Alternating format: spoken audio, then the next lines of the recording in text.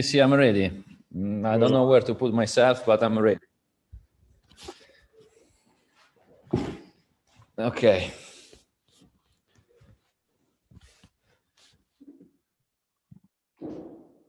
See, I'm ready. I don't know where to put myself, but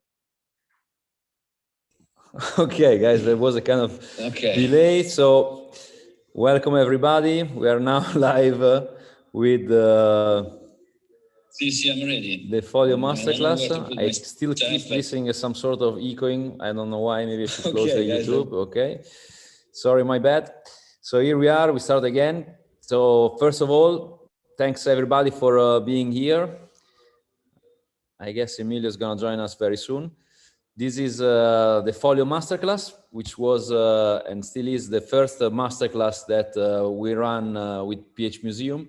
So the first thing I wanted to say is to thank all the photographers that are here with us today that trusted the program, because it was a kind of new adventure for us.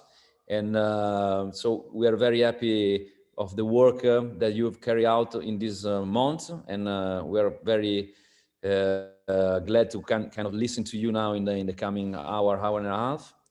And I mean, it's a very important day because of that.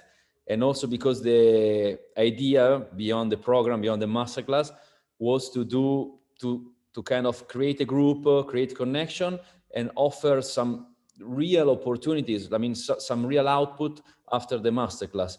And this is the beginning of this kind of second half of the masterclass journey. So we're going to have this live presentation. Then hopefully you'll be able all to join us at PHmuseum Days, the festival that we are organizing here in Bologna. And we're going to have a second presentation with the dummies. And then, of course, like the opportunity among the opportunities is the one offered by Tommaso and Witty Books that will fully fund and publish one of your projects. So again, thank you very much for being with us today. And nothing. Let's enjoy this meaningful second half of the journey.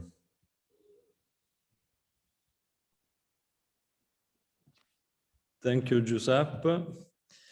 I'm very glad that we all made it through this 6 months. It was very exciting, very glad. It was important for us, as Giuseppe said, to have your trust for this new initiative that we started last September, and was very, personally, was very emotional to see all the evolution that all of you went through this month. So I don't want to steal a lot of time, and I would like just to introduce how it will work for the people that are following us on YouTube. So basically the 10 participants will have around 10 minutes each to present mainly their project that they've been carrying out during these 6 months. And nothing. At the end of the presentation, Tommaso will reveal the recipient of the book that he will publish and fully funded and be added to his catalog. If you have any question from you that are following from home on YouTube, please write them in the chat. At the end of each participant presentation, I will choose one question and ask that to the participant. So let's start with the first, which is Nicola. Hi, hello everyone. Do I proceed and share the screen? Yes, please. Okay.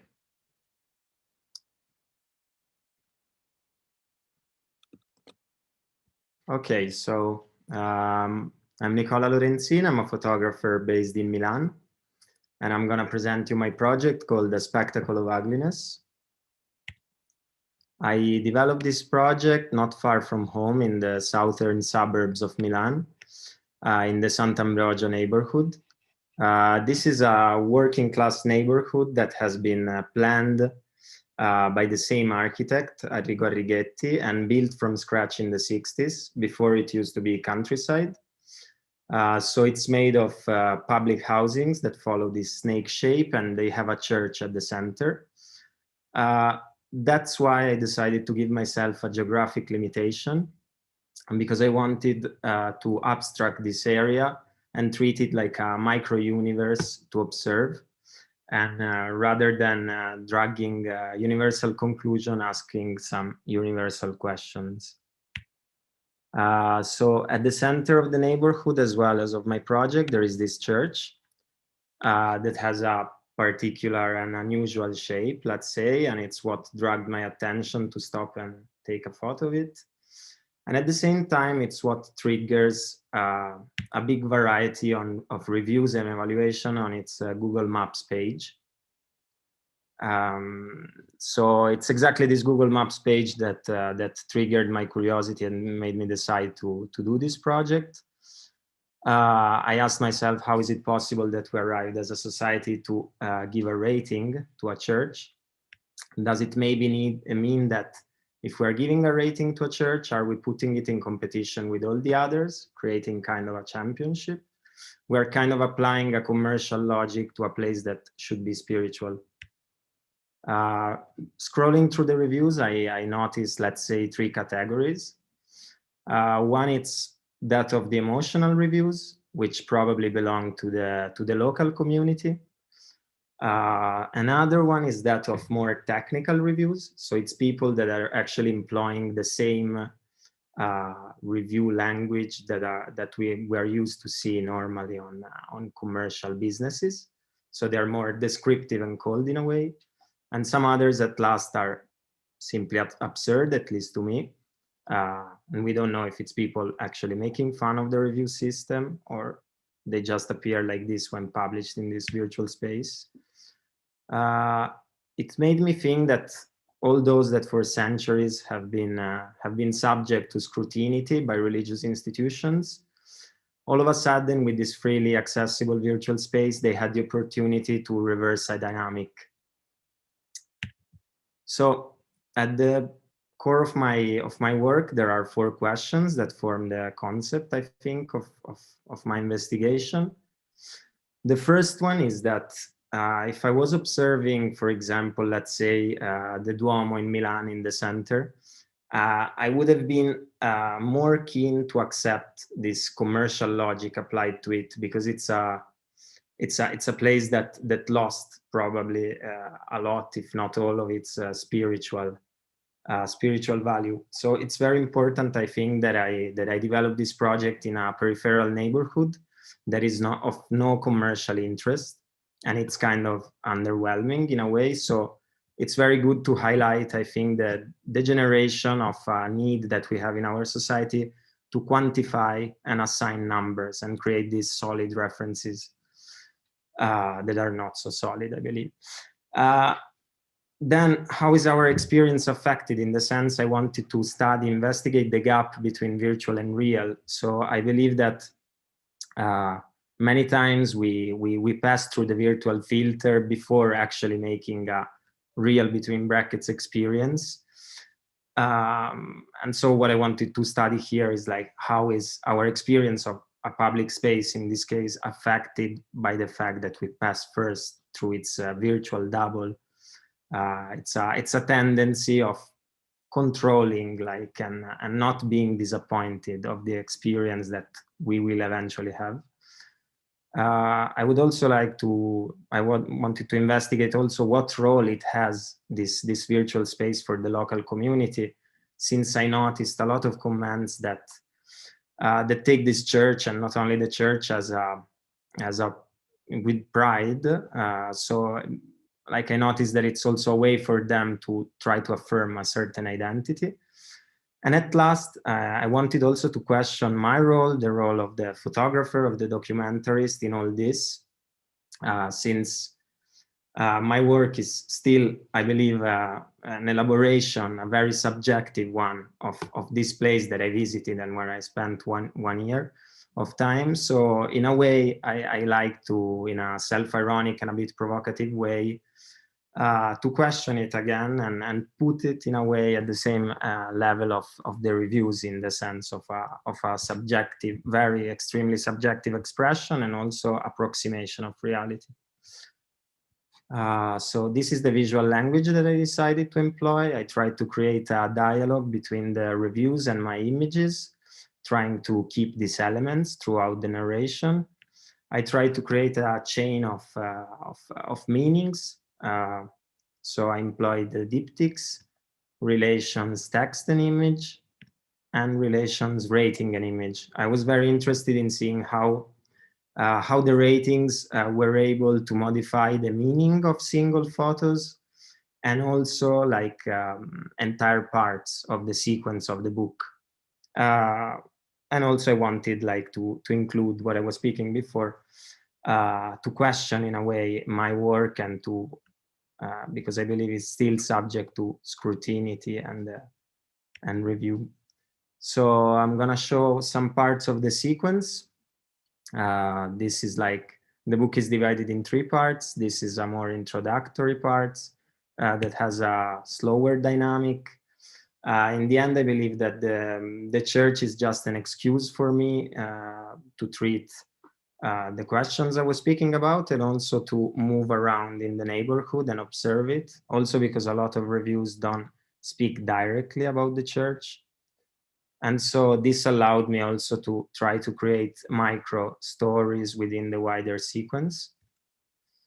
There is a central part that is made only of reviews, and this allowed me to juxtapose what I was describing before, so more emotional reviews with more technical ones. And I did this by means of a horizontal fold-out page. The central part kind of breaks the sequence.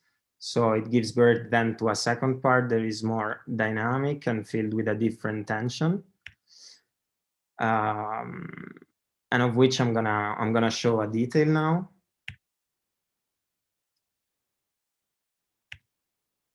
So I believe that the second part allowed me to treat a bit the construction of this church, the construction that is due to the too many contrasted opinions that had been written about it.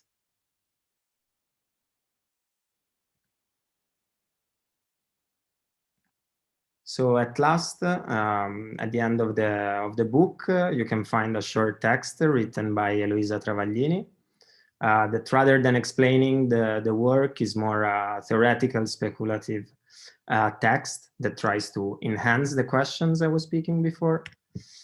And at last, there is an index that groups the images rather than on the number of pages based on their ratings, which I assigned. Obviously, I played to assign in a fictitious way.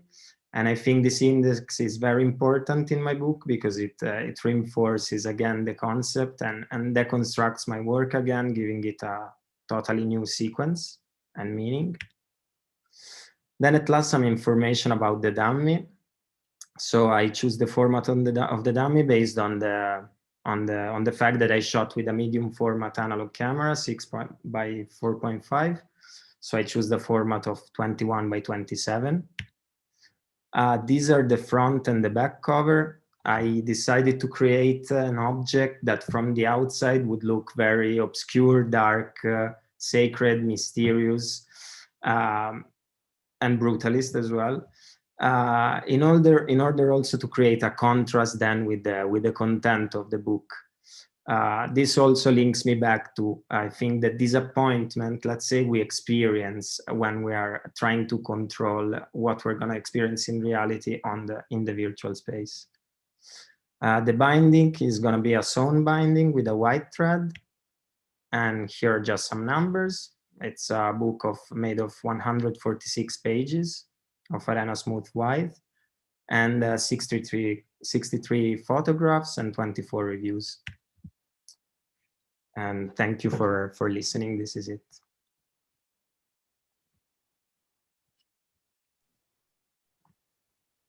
Grazie Nicola. So apparently there are no questions yet for you, but if any of you have any question for Nicola, please write down in the chat so we can pick them up for later. Now is the turn of Anne Mazal. So please, Anne, feel free to share your screen.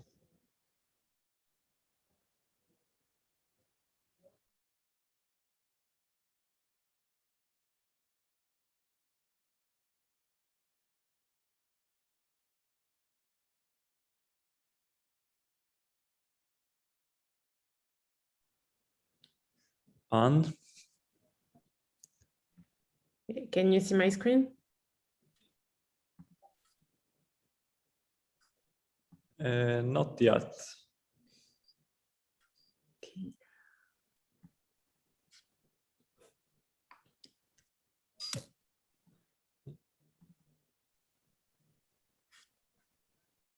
Can you see? Not yet. I don't know, it's not working.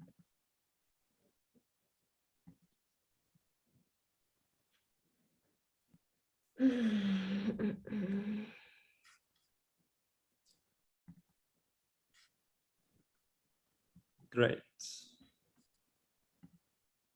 Can you see? Yes. Cool. Hi, everyone. So I'm Anne. My project is a bit less advanced than other participants. So I will present in a slightly different way because I haven't yet finished to produce my work. Just to give you a bit of background on myself. So basically, I already published a book, which is called The Eye of the Cyclops. And the second work that I've been working on together with PHmuseum and Witty is a continuation somehow of that first book that I already published in terms of style and my approach to photography, which is always about using a vast array of techniques and fighting the flatness of the photographic medium.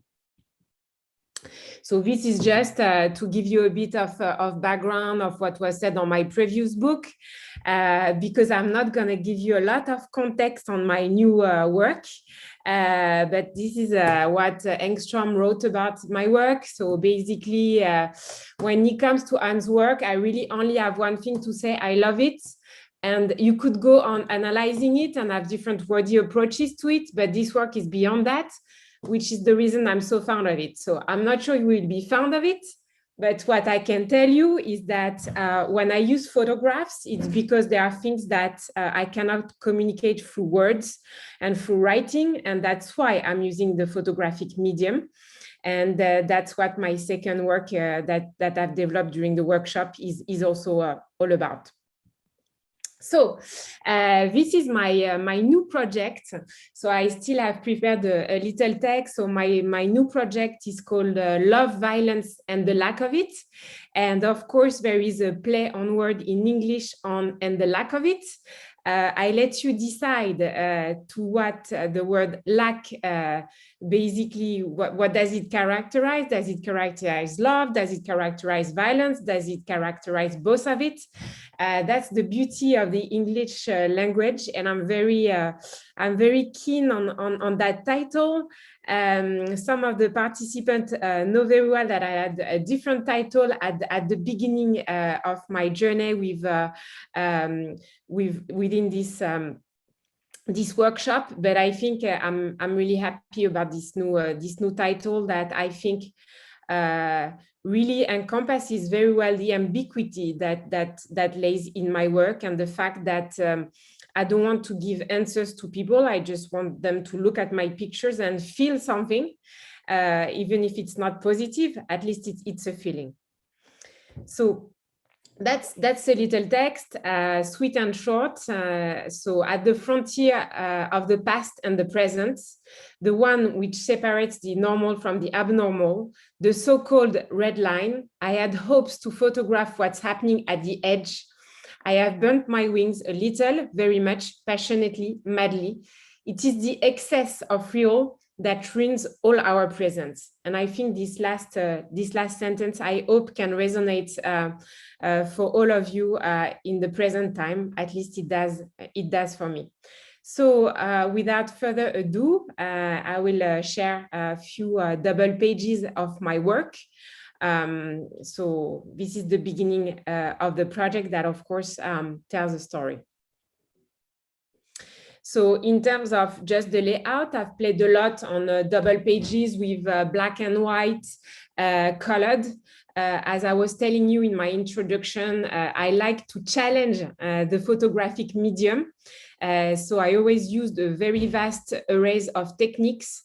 But I think something that is also extremely important in my work is the fact that I never retouch any image. So I swear I don't. So on the left-hand side, you see typically an image that I've painted.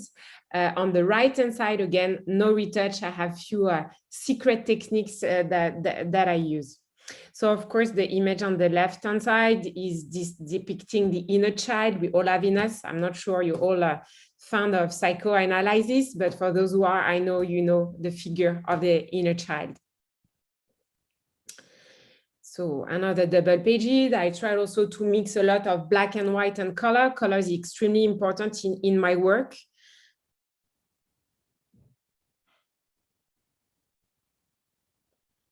So for instance, I don't know how dark it appears on your screen. I apologize for that. On the left-hand side, for instance, just to give you another hint on what I like to work on.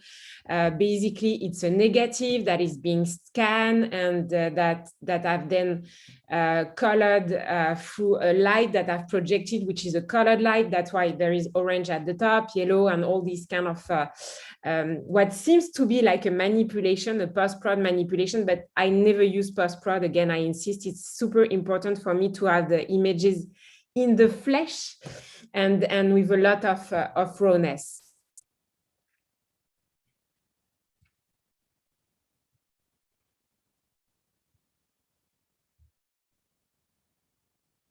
On the left, again, to give you an insight, for instance, this is a Polaroid. So I think if you ask me how many cameras, how many images I'm working on for this project, I like to work with a lot and then to streamline it. That's also why sometimes my process might appear as being slow, at least in the course of a 6 months workshop.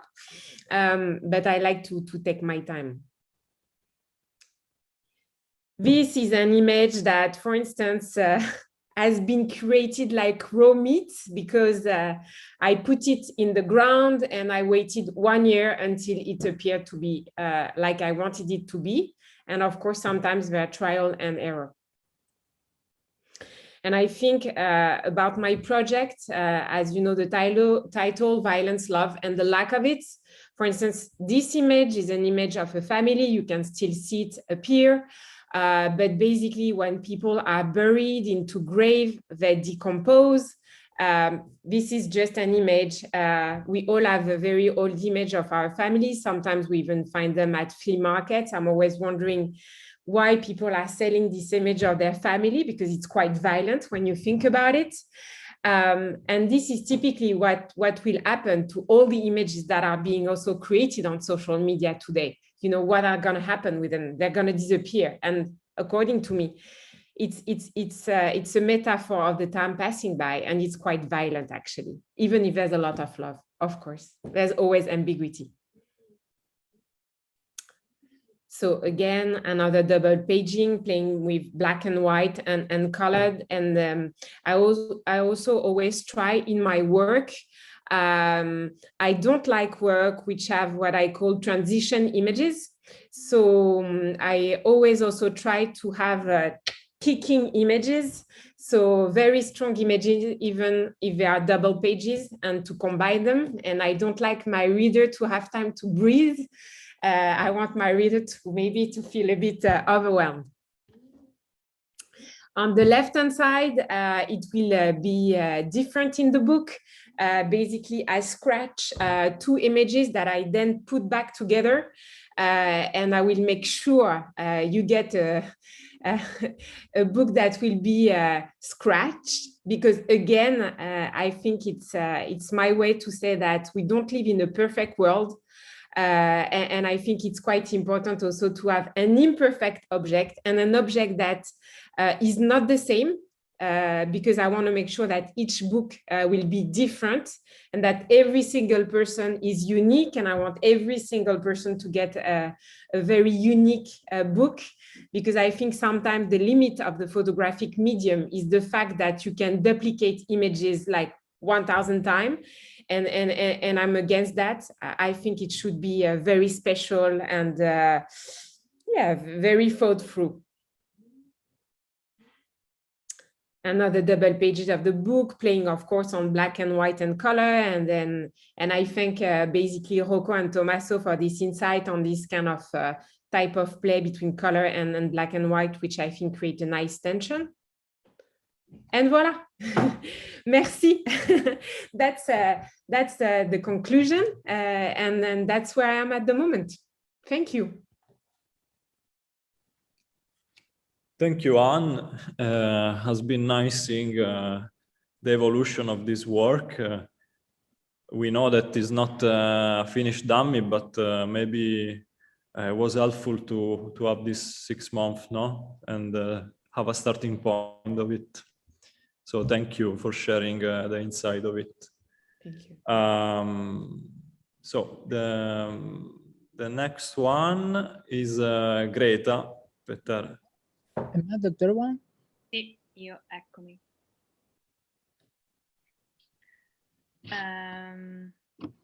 I want to start saying something.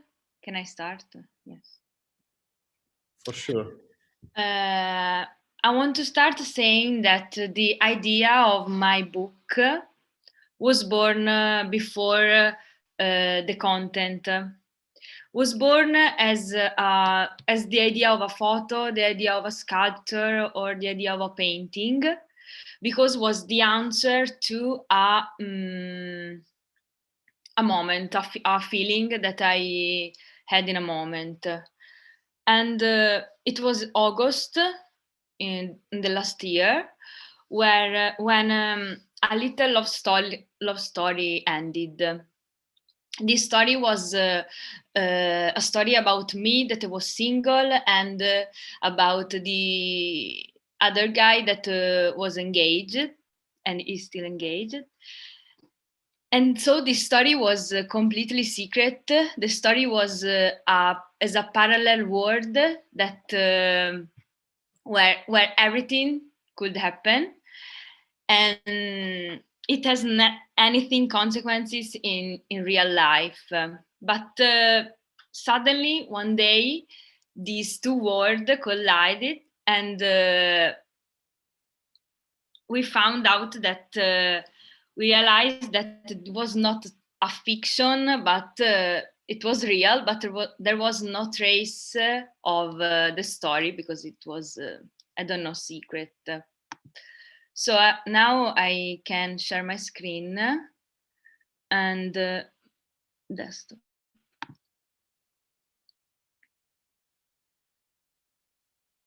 Vedete? Sì. Can you see? Vai, Greta. Okay, this is the dummy that I developed during this masterclass, and the title is Awareness Process on Something That Has Not Happened. In August, I thought that at the end of this story, I thought that I imagined life as a book of story, where that you have the time to read only one story before to fall asleep. We can imagine it. And you can choose the story only from the title. So you read the title in the index, you choose a story, and you have the time to read only one story, but the book is full of story. So you go to read this story, and it could be the most impossible story, I don't know, made of flying dragons, and suddenly the story began to exist in your mind. So I want to represent this not existed story in a book, because the book, in my opinion, has the power to make everything real. The chapter 1 is empty. It's made by Empty Films. Chapter 2 is Sure to Be Safe, made by a series of huts.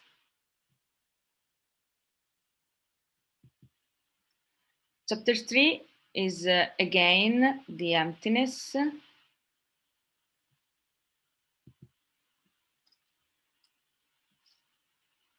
Chapter 4 is a series of a place full of flags. And chapter 5 is again a repetition of Empty Films. In chapter 6, we have Displays Quotidiano, that's real. And chapter 6 is made by a series of this panoramic. This is only an extract. From the chapter 7 till the end, we have the awareness process, my kind of awareness process, where I might imagine it that we can be aware of something only watching it. So in this chapter, the subject read the book from the start point till the chapter 6. In the middle of this chapter, he will find this photo that it's the only one with people, and the place is the same. The chapter 9, there is the second part of the awareness process, where the subject finds himself reading inside the book. And there is all the series, not only one. In chapter 10, we have the end of this book. And there is the same place that we can find in the chapter 6 and in the chapter 9. But here is another year, is another month, and there is the snow. Things are different, and the time through the chapter is arrived to another year, I don't know. And this is the back of the book.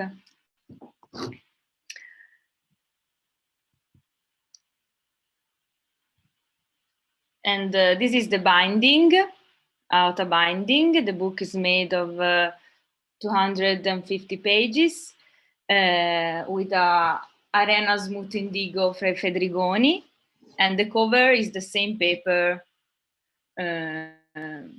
Is the same paper. Fine. This is it.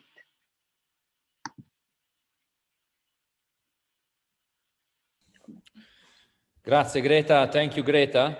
I want to remember to all the people who are watching us at the moment. There are 60 people, so thanks everybody for following the presentation through the works, that you can ask questions. I mean, we have decided to kind of present each work a bit extensively, and then, but you can ask question anytime. I have a question for you, Greta, very briefly. Is the first time that you analyze in such a scientific way a love story, or was something that you were kind of doing even before, and then you decided to put this into a book? And why photography? Why this scientific method? No, it's the first time that I I work on myself because usually I don't do it, and I used this scientific this way to analyze a love story with a scientific method.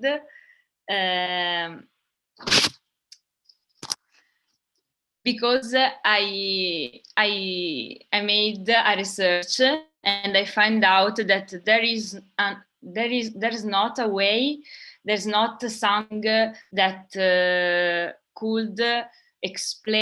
can explain in a scientific way the conscience. I don't know the word. The awareness method. So I imagine to give my kind of awareness process of something, because there's not a scientific one. So I imagine it. Okay, thank you, Greta. It's very interesting. I would love to keep talking about all the projects more extensively, but let's maybe move to the next one, and then I'm sure there's gonna be space for a question at the end. So Rocco, you have the schedule. Yes. Grazie, Greta. Yshao, you are gonna go next.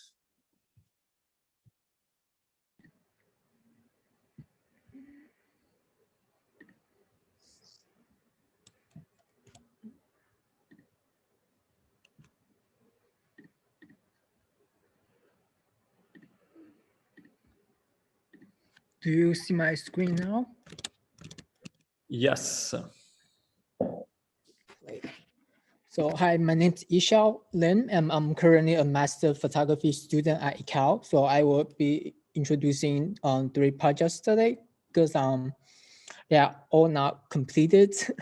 And then yeah, one project that is the one I've been working on for years, and I was planning to work on doing this master class, but unfortunately I couldn't due to COVID. And then one project that I started working on doing this master class, and I will be also continue working on it.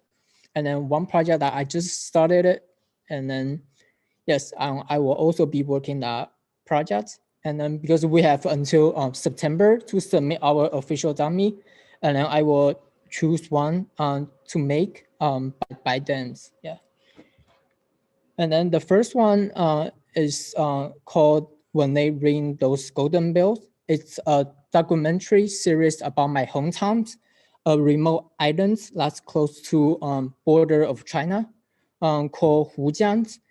In the beginning of the 20th century, many people left my hometown and illegally sailed along the Pacific Oceans to find shelter due to one-child policy and urbanization that's happened in China. No one knows how many young Fujianese opportunities immigrants in the past 50 years. It all started with one family member, and then another, and then eventually the whole entire village immigrant to other countries and only left babies and elders behind. Many people die on the road, and then for the people who survive, most of them do not speak a word of other languages, and they have to work minimum wages to support families back home, and also pay off their debts occurred during being snuggled. And my parents left me to my grandparents when I was 5 years old, and then follow every other young person's footsteps to pursue a better life. So I reunited with my parents when I was 14 in America. So ever since I can remember, I have always been relocating from our small islands to bigger cities for better educations in China, and from other cities to New York, and then from New York to Chicago, and then from Chicago to London, and then from London to Lausanne, Switzerland. And then my concept of home and identity was blurred during the transitions. And the idea of tracing back to my roots becomes questionable. So this project is like a feels like a healing process to me. Through this project, I try to reconnect to my past and also search for the meanings of my hometown and roots, which have been drifting away from me. And yes, that's the first one. And then the second one, yeah, I started this project doing this masterclass. And then, so the second one is called Dreaming of Electric Sheep. It walks on the line between fact and fiction. I was really inspired by the movies called The Matrix and also the book, The Brave New World. I feel like we are approaching to the technological advanced future that was described in the movie and also the book. We are now able to create a digital / virtual world that can be just as real as the real life. So are we living or are we dreaming, but without knowing that we are dreaming? If we are living, so what is the next step of our society? Will AI and robots destroy human society and enslave humans? Or will we still worship God if we are capable of creating a world on our own? So half of the images here are created in CGI. So they are not real photo images. They are computer, what do you call it? The computer generated images. And okay, and the last one. So the last one is called safe words. A safe word is said by someone to a partner doing sex, and when the sex becomes too rough, to show that they want to stop, especially in BDSM. So I've been struggling with my identity my whole life. Am I Chinese or am I American or am I Chinese Americans? So am I straight? Am I bi? Or am I gay? So wait, hold on. So I was born in a very religious Christian and also traditional Asian family. So I would go to church and pray to God like every Sunday. Having sex before marriage is a sin. Masturbation is also a sin. And loving the same gender, the person that's the same gender as you are, is also a sin. So the first time I masturbated when I was at the age of 20, not because I had the desire or the need that I want, that I have to. It's because everyone around me was talking about their experiences. So I'm also very bad at lying. So I also didn't want to be treated as like a weirdo among people. So needing the sense of belonging made me to do something that's sinful to me. So I'm 27 this year, and I just had my first kiss a few weeks ago. So maybe I was too afraid to find out that I might be gay, but deep down, I know I have feelings for my same genders. And then I was too afraid or maybe too scared to find out the truth. So in this project, I asked men from Grindr or Tinder to have this BDSM play with me. So I will be the one that's in control of the power, and the guys from Tinder and on Grindr will be submissive. So I am not only trying to confess and confront to my sexual desire, and also fantasies with men in suits and also BDSM, but also trying to subverting the notions of stereotypes of Asian gay men being passive and submissive.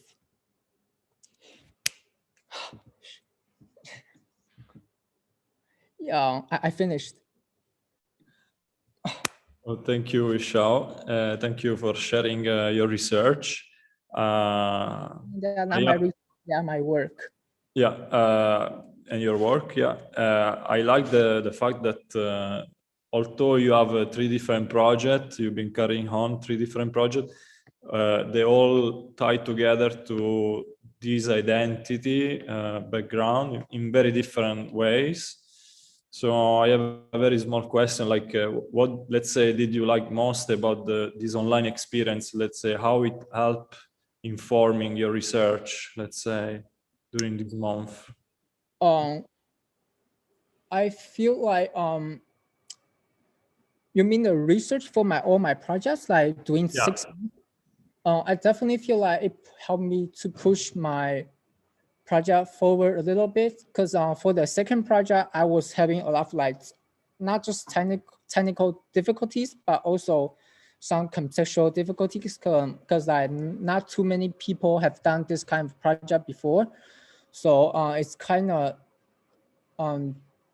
difficult to make a very complete and thoughtful project coming out of nothing. So yeah, for the past 6 months, I have definitely been like thinking about the ideas and doing notes, and then I do have like more ideas like for images on my mind, but I'm just not technically like achieved to there yet. But I have faith in myself that by the end of the September, I will have plenty of images to have enough images to make books, to make a dummy. Yeah. Thank you, Xiao, for sharing your research. And the next one will be Emilio Nasser. Hola a todos. Sorry, hello everybody. I'm gonna share my screen. Where is here?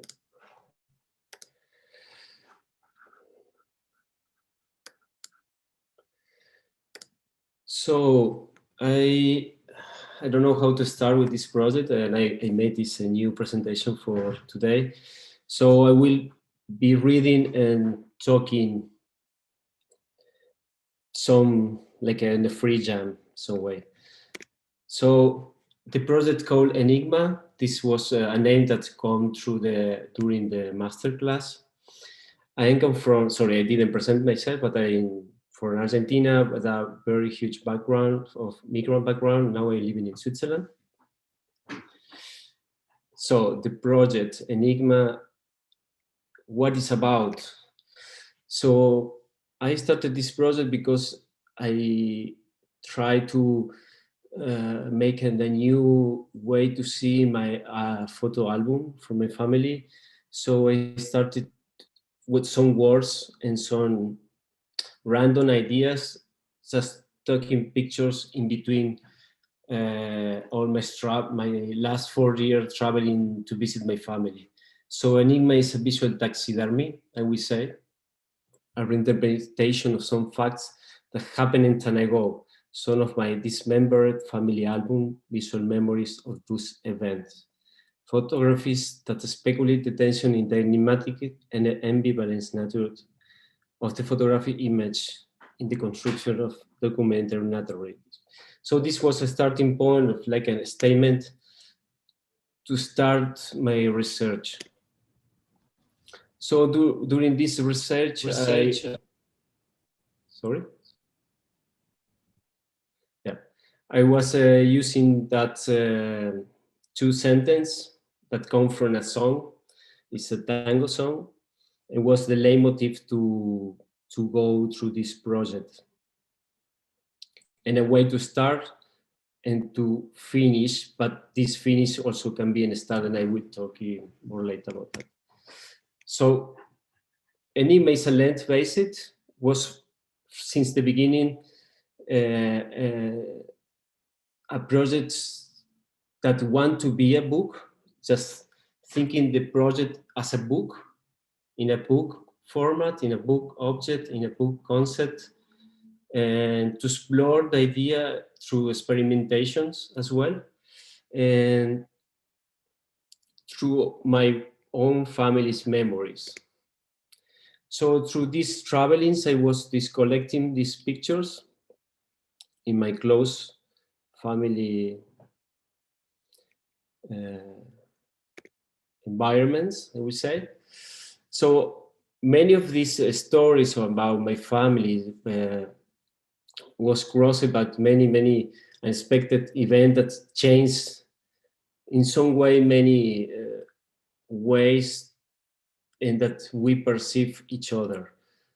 So these fragmented memories and documentary idea of truth was a way to rebuild my own memories and the memories of my family as well. So this is why I was collecting pictures during when I was visiting then in Argentina, in Cordoba specifically. It's a province in the middle of the country.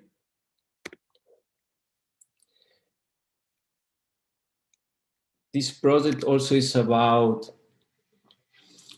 how I can construct this communication when I don't see each other for a long time. How we can build the idea of true and facts, and how we can catch this lost time and forgotten memories.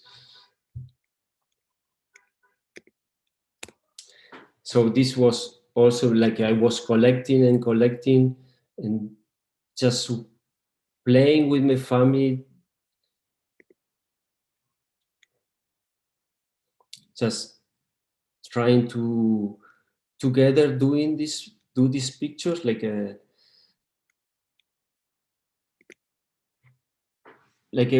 in some moments I decided, okay, I have all this image and ideas, and I have the opportunity to work with this masterclass program. So, and then I start to see what was missing during the process of the masterclass. So when I came back to Argentina, like 3 months ago, it was an ongoing project since the beginning. I can't make it like the missing picture to finish the project. So for me, it was important to have these words in mind to don't lose my path in some way. So fragmentation, taxidermy, suspense, thriller, memory, present, absence, tensions, losses, gain, construction, documentary, and family album was part important of the structure in the conception of the project. So during the evolution and during the whole process, we were talking in difference. I was looking how I can structure these two ideas to go and back and come back, and we was arriving to the idea to get like a 2-3 parts, because I want that the book you can read it don't have like a real start or real finish. You can start in the back or start in the back cover, for example. So we decided that we can do like different blocks, and I was working more on that. Also trying like a different kind of covers. This cover was an idea that I was working during the masterclass. These are part of my license drivers. So one is from Argentina, the other one is from here, Switzerland. It was for me like a kind of idea to play with distance. So we arrived with this idea to work with these 3 blocks. So in one block, you have the cover, and then you just travel through these double or simple pages without no time to breathe. And then you arrive like in the middle, you have like a block that is like a game, because it's just the same color, the same path, and the text is in the middle. That's when you can just take a brief to read what is going on or what is this project about. And it's small explanations about what is this project about. So in the second part, that means is the first part, because you can start from this other part of the book, that is the finish. You can go to the middle, to the last part, or to the last part, to the middle. It's just, you can just build your own story about my own family history. So this was like some test that I was doing. This is like the cover and the back cover. So you can start with this project from both sides. This for me was important to give to the reader some freedom when they want to understand what it's about, this project, or when they want to see what is this enigma about. This was another idea. I want to work with the auto binding because I want to that the book can open it. It's full open.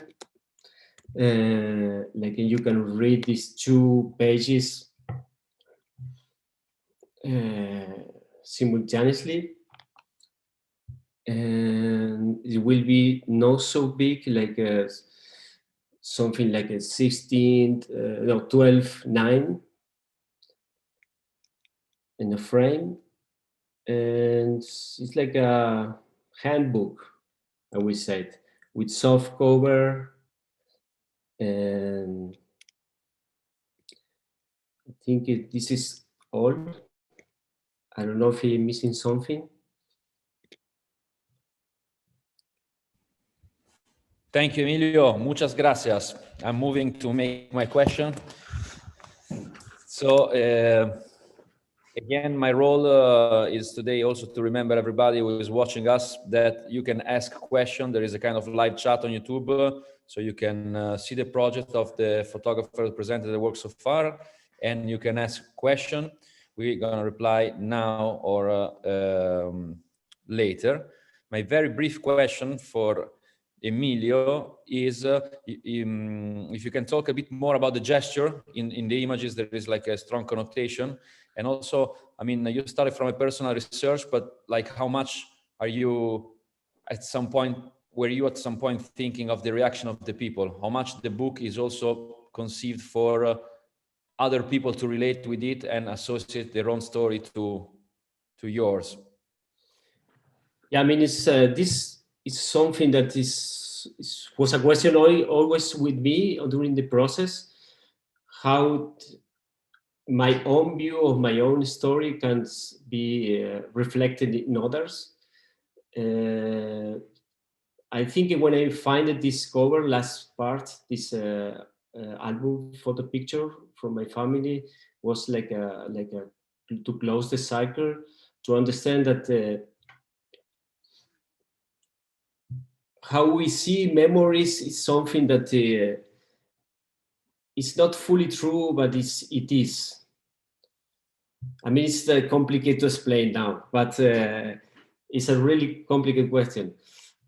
But for me, it was more traveling through the documentary narrative and how this speculation about my own memories, others can be reflected their own expectation about their own memories. And the other question, I don't remember exactly what it was. The gesture. The gesture was that because in the I don't want to use my family as on the face, and then was super cool for me to use and to play with them and how we can rebuild our ideas about our memories about all the grasses that crossing of my family. So it was an idea like to do kind of psychology therapy together, like just to reveal all these memories that we have about the past and the present as well. It's gonna be cool to see how people in the future will react to your picture. Yeah, that's it. In the beginning, I didn't say, but in just the only structure, like you have these two ways to start. Like doesn't matter what is the cover rail, but the two archive pictures that are in the front. This is, I have only 5 archive pictures, so my family in the beginning, and the 2 on one side, the other 2 are pictures from my grandparents before they know each other.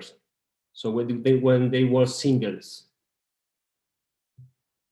So this was an important thing. This is something that I need to write more how to feel this part, and because it's something that was building in the middle later.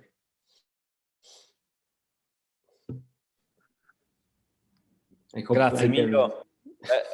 I would love to speak more with everybody, but let's move to the next presentation, and then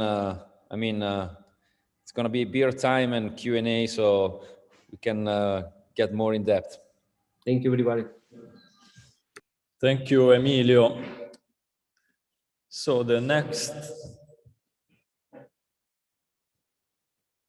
speaker is Marisol Mendez from Bolivia. Okay. Hi, that was a very cool introduction with the echo. Your microphone, Marisol. Can you hear me? Yes? Okay. I always have trouble with the microphone. Okay.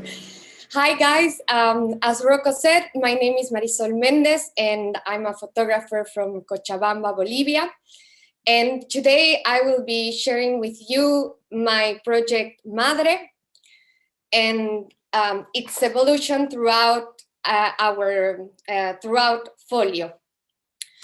So, well, Madre is my first personal project since relocating to Bolivia, to my homeland.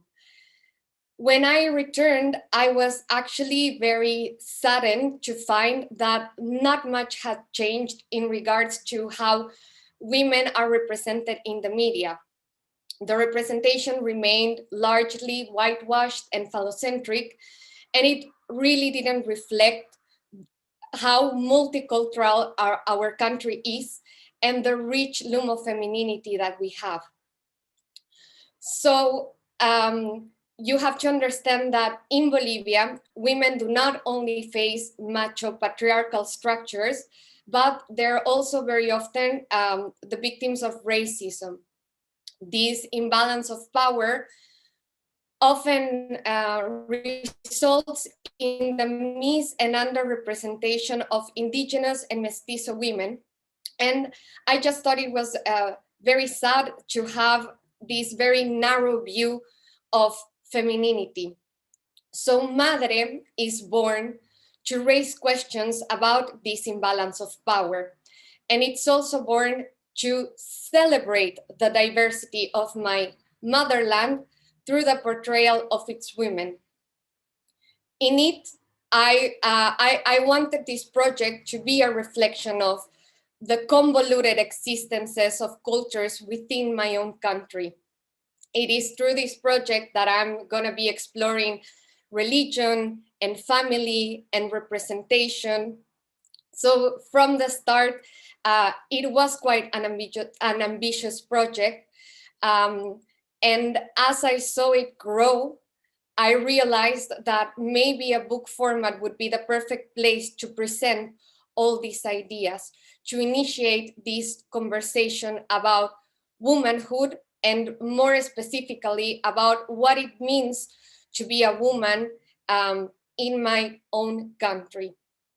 So you will see that the images share elements of fiction and documentary work, because I actually believe that everything we do is tell stories. And to me, it was more important than having a very anthropological approach towards this work or having to deal with historical accuracies. I thought that it would be best to approach this in a very Bolivian way, which is mixing everything, mixing myth and mixing facts, and mixing Catholicism with pagan expressions.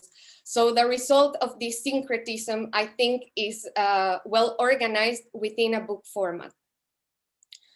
So one of the starting points of my research was Catholicism itself.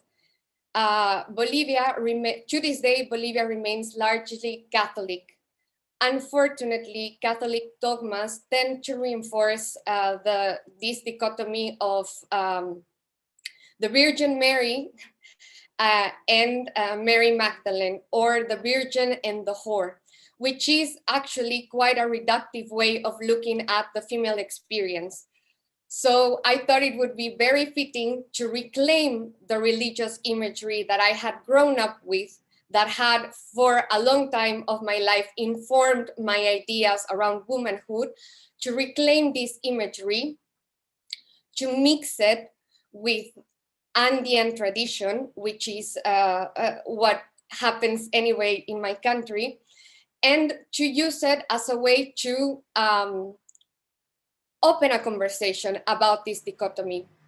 What does it really mean this day to be considered either a Mary Magdalene, as my interpretation of Mary Magdalene, as you see this woman on the left, or an interpretation of what is Virgin Mary today?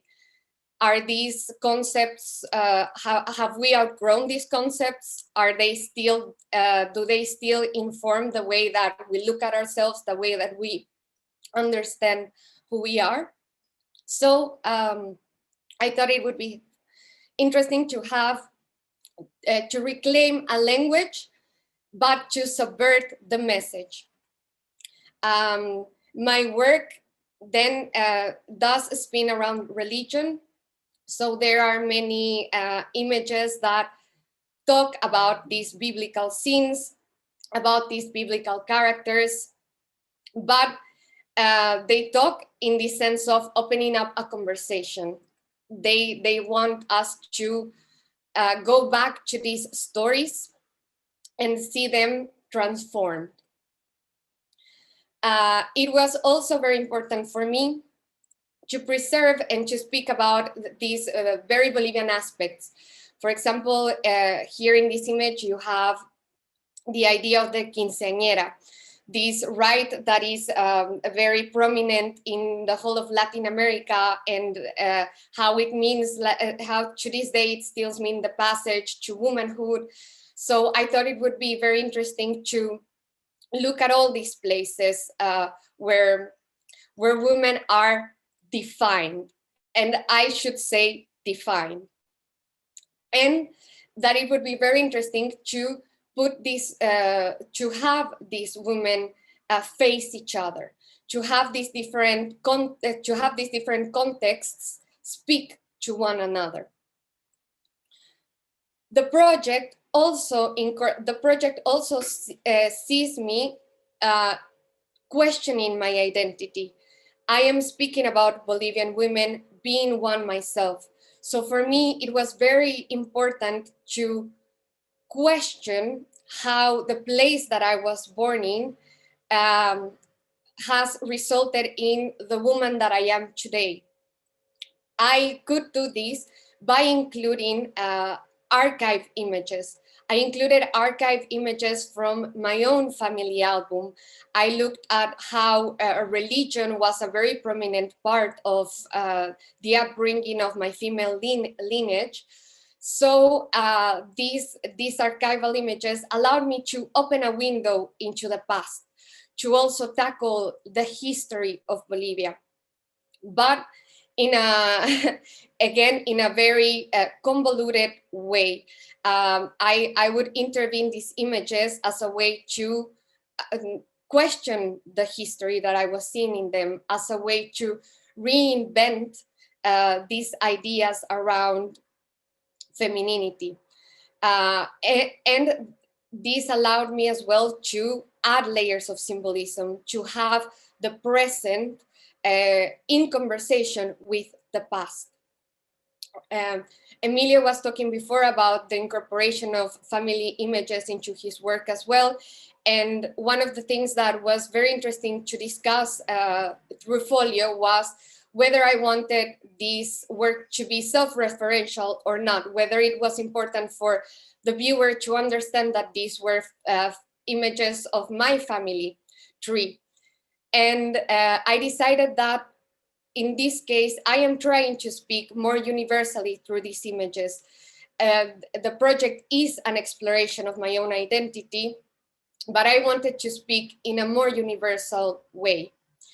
So I have all these images that I've intervened. My project also is a reflection of the way in which I usually work. I like to combine digital work with analog work. I like to combine this portraiture with with still lifes, nature. It was a work that involved many different visual languages. So again, to me, it was very important to find a structure, to find a format that would allow me to speak about all these things in a way that was organized. And this is how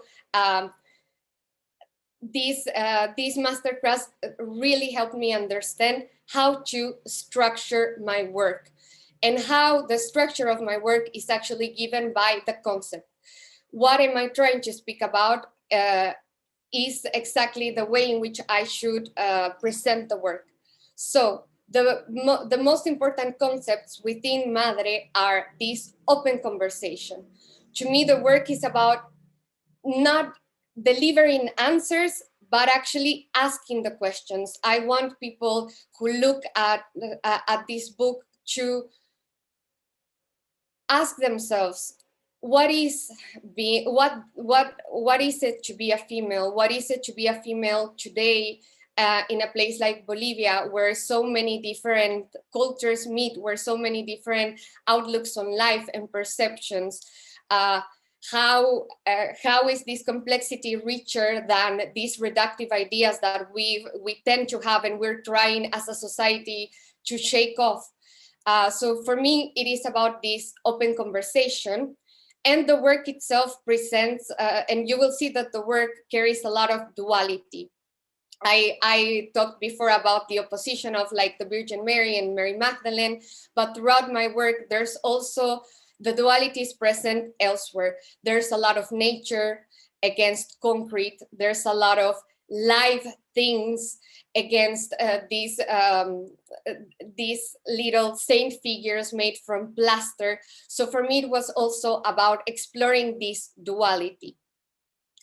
As far as the structure, and this was very interesting for me to find as a photography practitioner, because if you knew me a little bit more, you would understand that I'm very talkative. I am not a one who is very into silences or pauses, but my work required this. I learned that to have this conversation that I was talking about, it would be very interesting to work with diptychs. And with diptychs, what diptychs do is they usually give you a third meaning. When you have two images opposing each other in the pages, you have to pause for a second and try to see what are the connections between these images. And this is very important for the work that I'm trying to do. The other highly important concept that I learned in Folio is the blank page, and the importance of the blank page, which acts as both a silence and a pause. It allows the viewer to really focus, and to me this was very important, to focus on the gestures, to focus on the details. What is the character wearing? Where is the action taking place? What is happening? To me, it was very important. Many of the women that I photographed are looking straight at the camera, which in turn means that they're looking straight at the spectator. So I think that it's very important to have these breaks, these pauses, these silences, so that we can look back at them and really look back at them and understand what they're saying.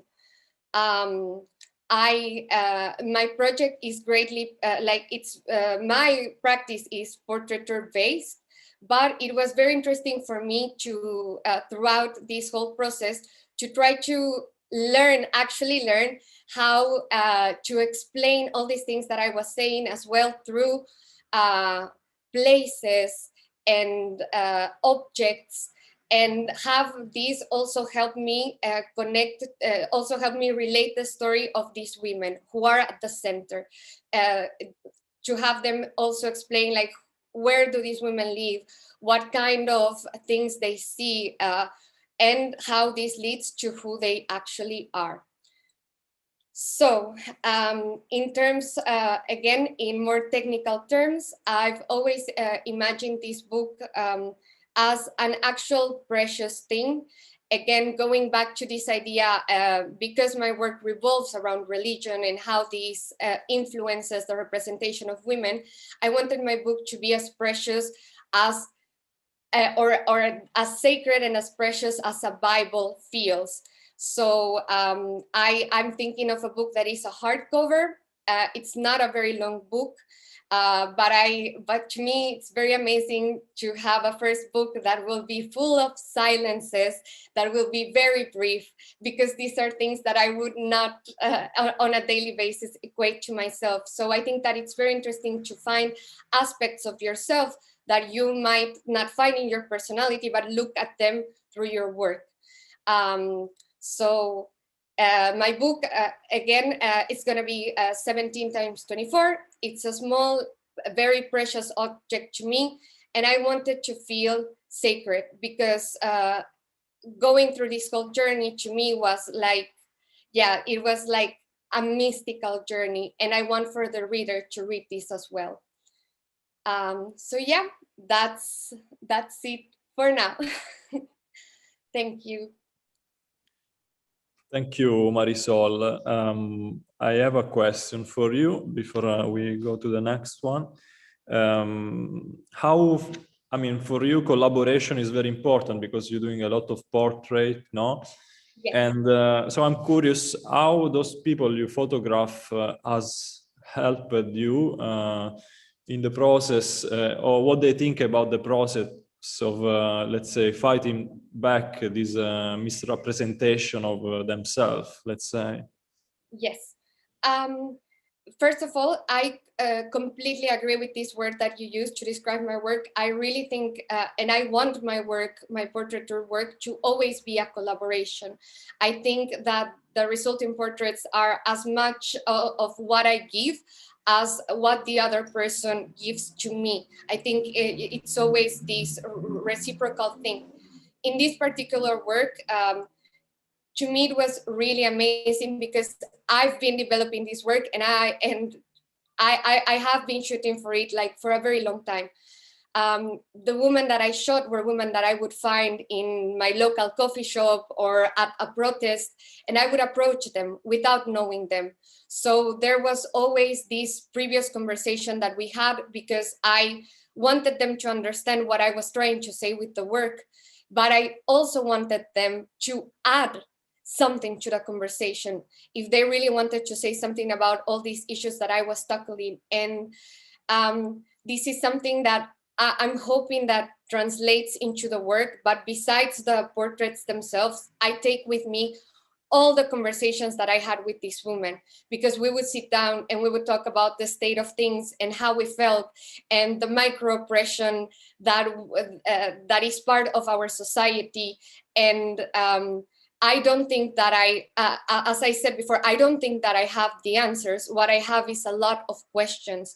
And sitting down with these women gave me a lot of answers, gave me a bigger perspective. I think it really made the work grow, because the work now is not only what is happening inside my head, but it's also what I heard from these women about their experiences and about who they are.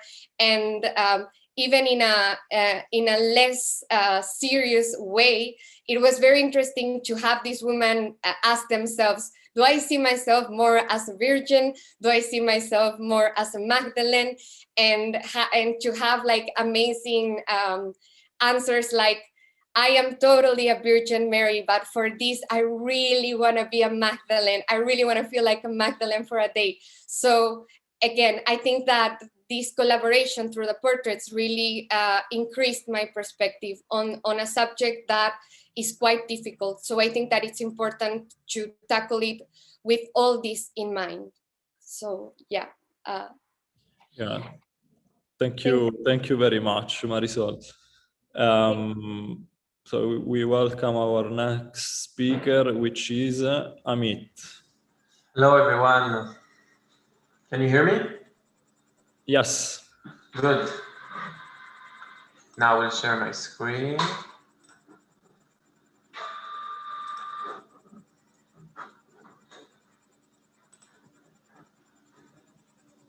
Hi. So my name is Amit.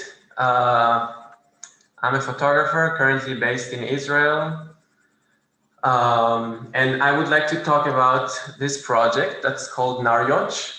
This is a cover idea that I'm kind of presenting now as a potential book cover for this project. So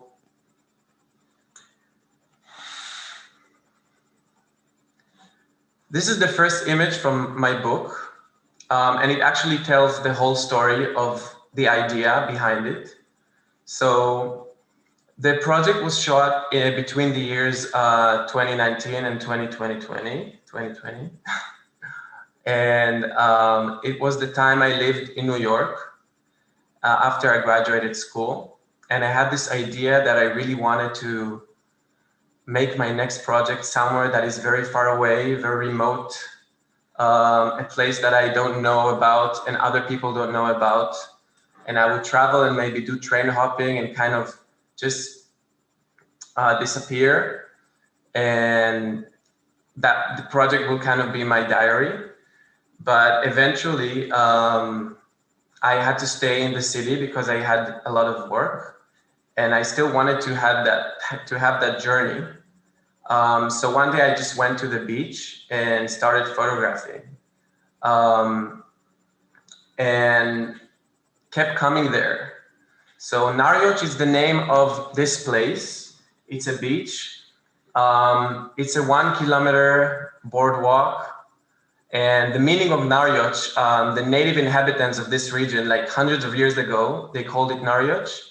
And the meaning behind it is land with no shadow and a corner of land. So I really felt correlated with that meaning. So I kind of embraced it for a name of a book. But also the reason why I chose this name is because I didn't want the readers to know at first that this project is actually shot in Coney Island, which is a very well-known place in New York. Everybody knows about it. It's one of the most photographed destinations in the world, and many photo books have been made there. So I've kind of found my own way to photograph that place. So you can see where I'm standing. It's on the bridge, and if you look towards the end, that's actually like the project is spanned across this area, which is approximately 1 kilometer. So I would just walk in this path to the right. I would just go there back and forth, like I think maybe 300 times, and just experience this land as it changes in different seasons, weather, and I would just take pictures there and imagine that I'm in my own journey, backpacking somewhere far away. But in fact, I was in the same place all along. It took me a year to photograph it. So these are some of the pictures that are included in the book, and they're all, as I said, on that boardwalk of Coney Island. That was a very interesting conversation with people that came there on the off moments when there are no tourists around. I came there before a storm that was coming, or before a very hot day, or after a snowstorm. So it was very secluded, but people just kept coming there.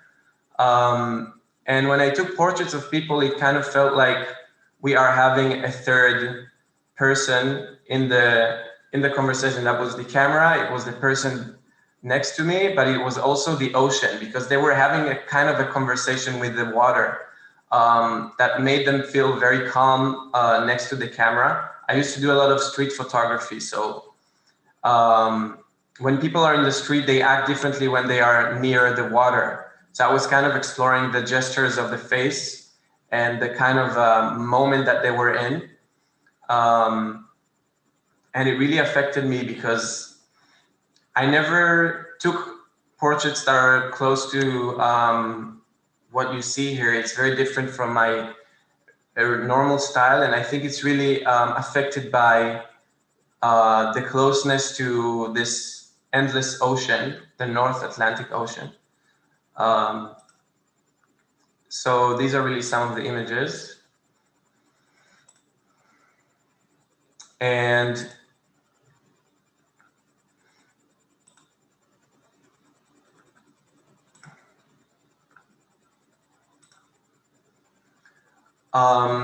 as you can see, these are very like strange parts of the year where it's really foggy, but also very hot, or maybe very cold, but kind of windy. And there were many different characters on the beach. So this is kind of the cover, and a short story that I'm writing about, that I wrote about Coney Island, and I'm talking a little bit about it, but this is not the main theme. Like, Coney Island is the place that I'm working in, but I'm not necessarily interested in the neighborhood or the kind of culture that lives there, or the certain people that live there. I'm kind of interested in the whole aspect of the place itself, and how can we make a place that is public to everyone feel like a place of our own, and can we really feel like a public place is a private one? So these are the questions that I was asking myself during this project. And this is the picture from the cover.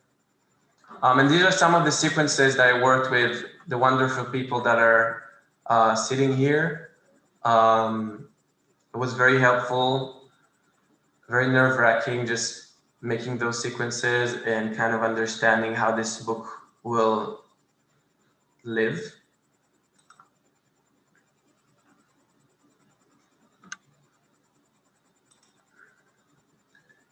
And yeah, that's basically it. I'm really happy to be here and to be presenting this work. And yeah, thank you so much. Thank you, Amit. Your work is very intimate, and if you don't tell publicly if the place that you are looking at is very difficult to understand it, and I really love this secrecy and this mystery behind it. I want to ask you, I mean, you are one of the few that had already kind of the full body of work complete, because you are not living in US anymore. So can you tell us this process? Can you share with us publicly this process of reworking for so long, for this 6 months, a project that has been completed it's kind of doing a new work, no? Yeah. So the way I work usually is that I photograph, and I don't really understand why I photograph. I just go out and take pictures and kind of go where my mind draws me to. So I had this body of work that I've looked many times on. I've tried to explain it to myself. I tried to build a story out of it, but it's only when I came to this masterclass that I kind of heard other people talking at it and got help of others to understand actually what this really about. Like just in my case, it's just that the pictures that I'm taking are my answers, and then it takes me months and maybe years to write the questions that will actually act as the answers of the pictures. So that was kind of a backward process for me. And in this workshop, it really was mind-blowing how people were able to see the work and let me know what they think of it and how it actually built this body of work. Thank you, Amit. Maybe there is one question from YouTube from Moses. He's asking, what binding will you choose for the book? So perfect binding, probably. Yes. Okay. Probably. Thank you, Amit. Thank you so much. Thank you. So we welcome the next speaker, which is Wenkai. Hey. Hello. Hi, Wenkai. Hello, people. Can you hear me? Test, yes. Test. Okay, great. Because early on I had some connection issue with my VPN, so just want to make sure everything's working at the moment. Okay, let's get started. 1 second.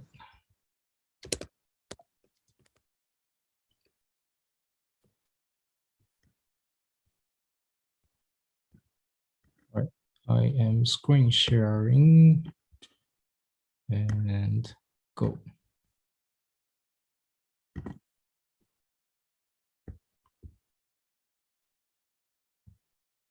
Okay. All right, so before I started with telling you anything about the project, I will just like quickly scroll through it silently. Let's see.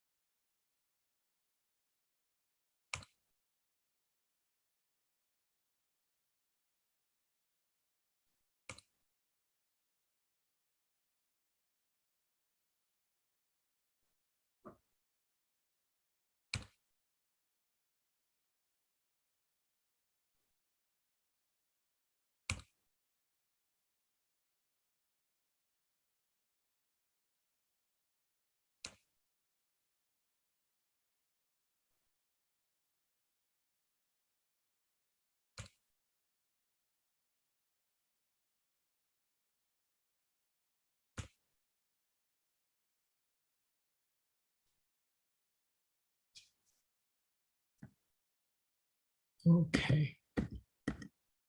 All right, so back to it.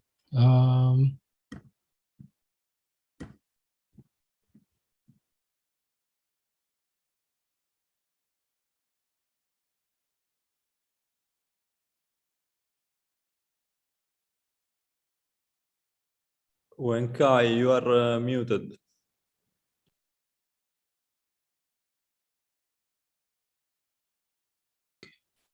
What about now? Good. Good, okay.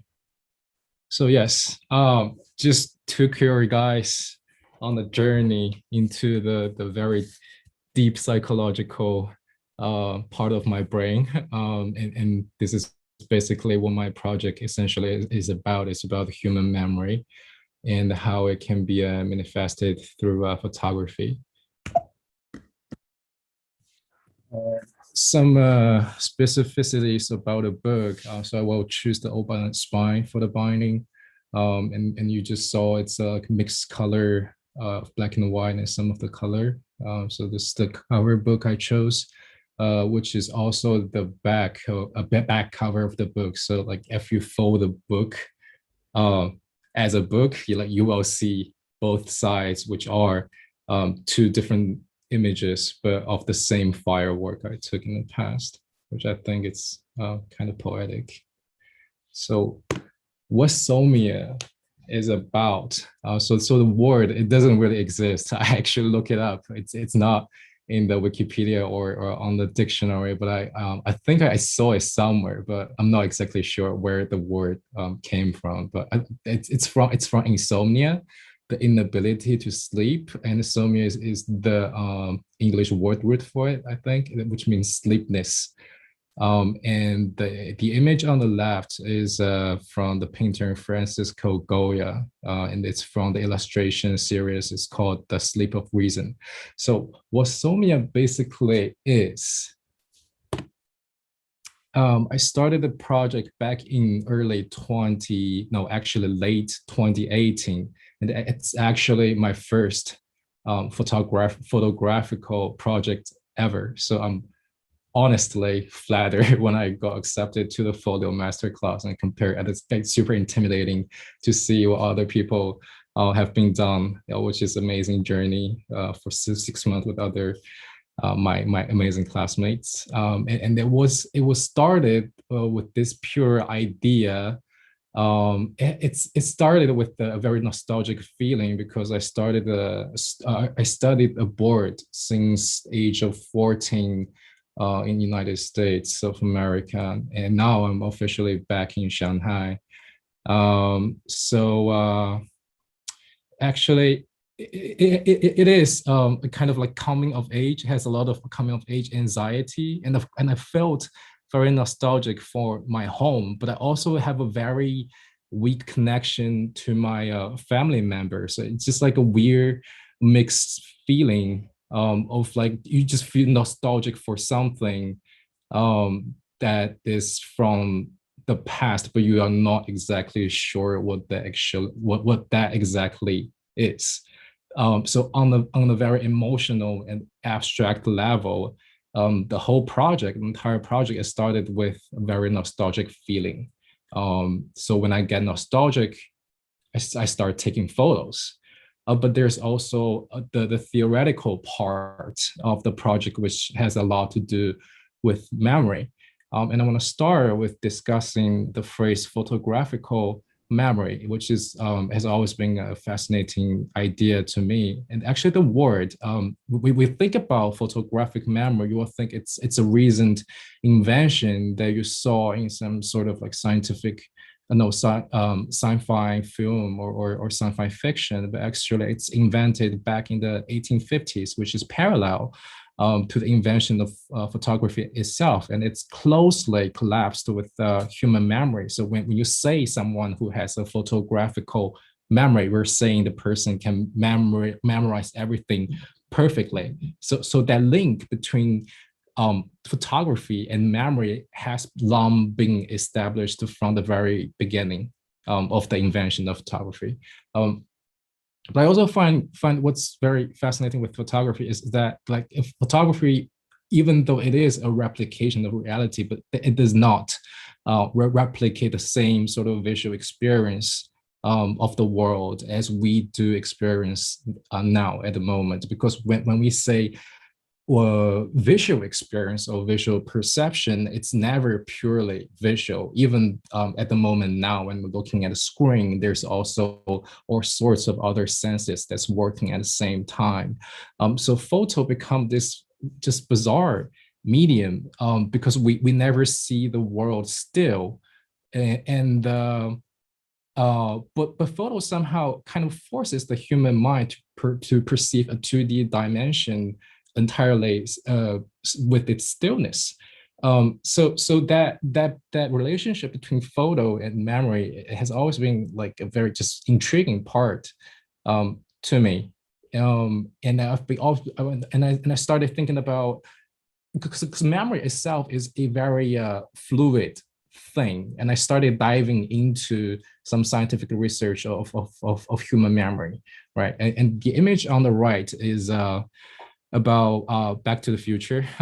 Our main character, Marty McFly, wants to go back to the future and try to save the girl or save the family, I think. And the photo here was used as this like a ticking bomb tool in the is a storytelling tool. Like if he did something wrong, and it will affect the present world, which the photo shows, like the one of the family member will disappear. So that part, that the relationship between memory and the photo is also very prevalent in contemporary pop culture, I would say. So my theoretical arsenal came from largely a huge part of it came from Camera Lucida by Roland Barthes, and he wrote about photography in a very poetic way. I never get tired of reading his book. So he said, "What I internalize in a photo is neither art nor communication. It is reference, which is the founding order of photography. The name for photographies no may well therefore be that has been." So to me, the way how photo, its aesthetics and its philosophical connotation, how it works, and it's like its philosophical underpinning is very similar to memory itself. Actually, that photography itself is an intrinsically very morbid medium. Like the moment you press the button, and it's always been the past, and you know clearly it is about the past, which the same with memory does. So, but we have some part of misconception with memory that a lot of people believe that the long-term memory, once it's stored there, it's always been there, because the long-term memory is essentially what creates our the essence part of our ego and our personality. But it doesn't always seem to be the case. Actually, forgetting relies on memory, and memory relies on forgetting. Those two things are very interchangeable, actually. And Bernard Stiegler said, in order for us to process the memory, there got to be some sort of decay happen in the event, some distance, some incompleteness, which to me, how I interpret his take on memory and the photography is that when we talk about something, or when we try to pinpoint and direct our attention to something, it gotta be something else. Like, and it's a very actually deep philosophical question. And the same with photo. Like when we take photos, the subject is always something else. Even though when we try to reactivate a part of long-term memory, the memory itself gotta be something else for us to have access to that part of our brain, which means that sort of distance is necessary for us to get the access to the long-term memory. And another part from the Camera Lucida, the photo. Just reminder about timing. The time. Okay. I will speed up. Sorry. I think I can just skip it.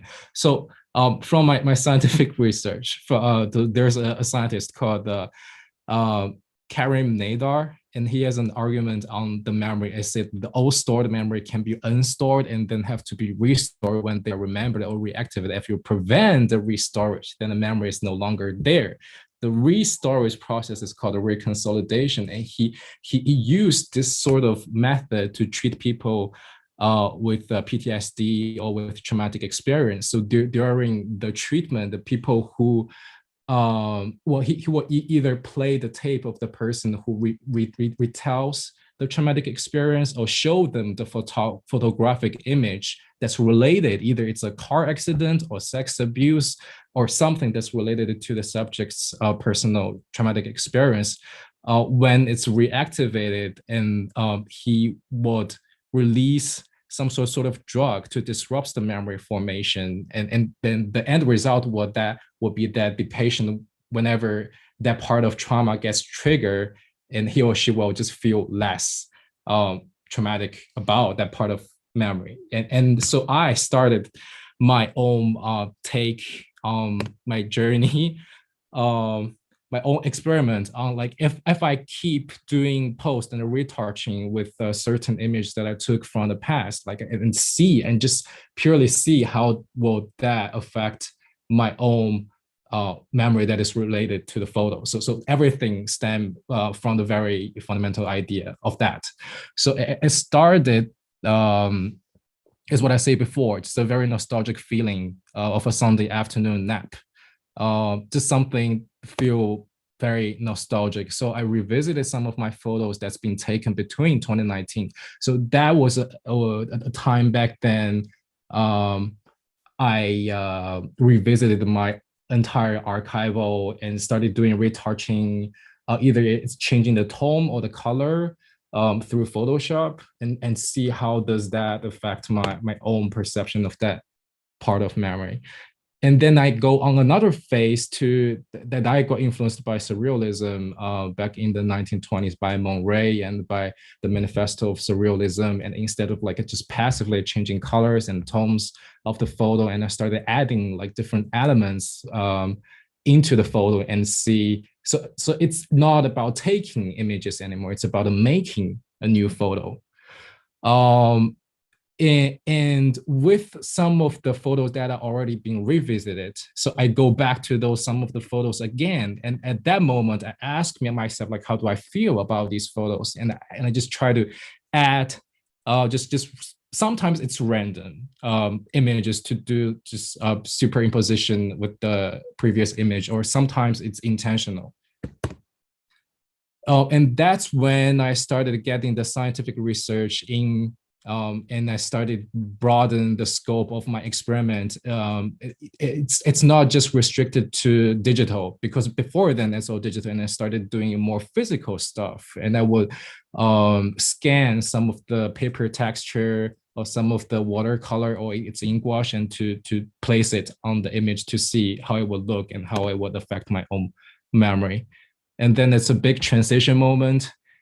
Is that I'm not interested in just like working on my old image before I started taking photos. So when I take photos, I have this preconceived notion of like what the photo will eventually look like.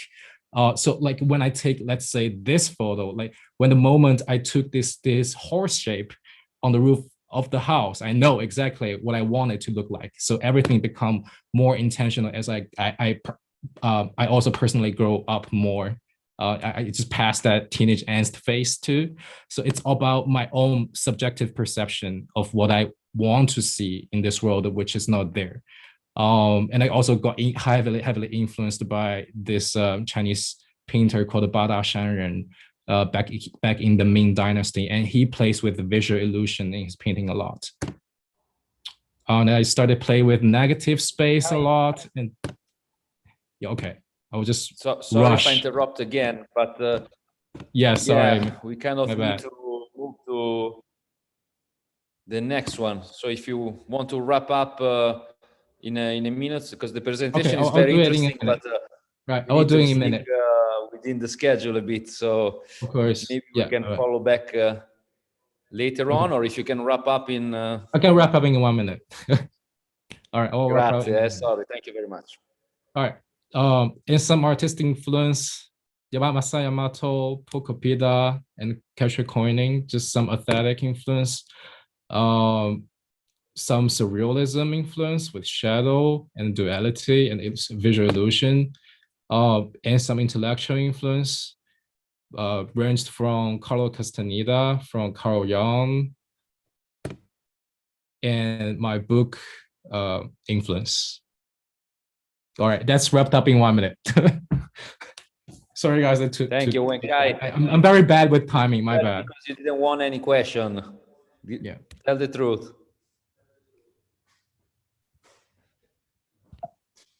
Okay. Anyway, Wenkai, thank you very much. So I guess it's Monty time. Yes. Yep. Thank you, Wenkai. Time is important as memory, I guess. So we go to Monty. Yeah, right on the beat. Okay, I'm gonna share my screen.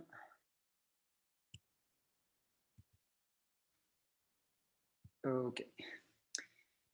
So, hi everyone, hi guys. I'm Monty Kaplan. I'm from Buenos Aires, Argentina. My real name actually is Federico Kaplan. Monty is my nickname, it's kind of stuck. And the project I'm gonna be sharing today is called The Measure. And it is an adaptation of a poem by Robert Creeley. So my work is usually about subjectivity, and what I mean about this is that I'm interested in this very emotional outlook on life, basically how much our inner emotions sort of like make us scan the external reality in a very personal way and literally changes it. I have a background in filmmaking, so also my interest while making photos is very atmospheric, it's very narratively driven, and this project is in fact very narratively driven.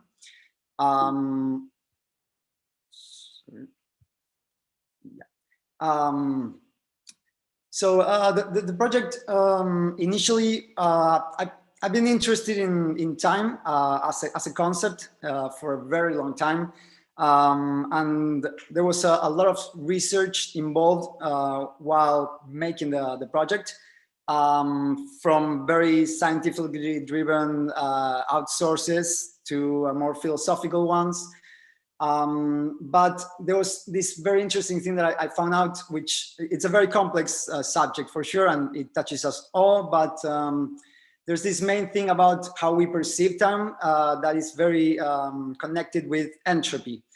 Now, entropy is a word that, again, varies on meaning, depending on what context you use it in.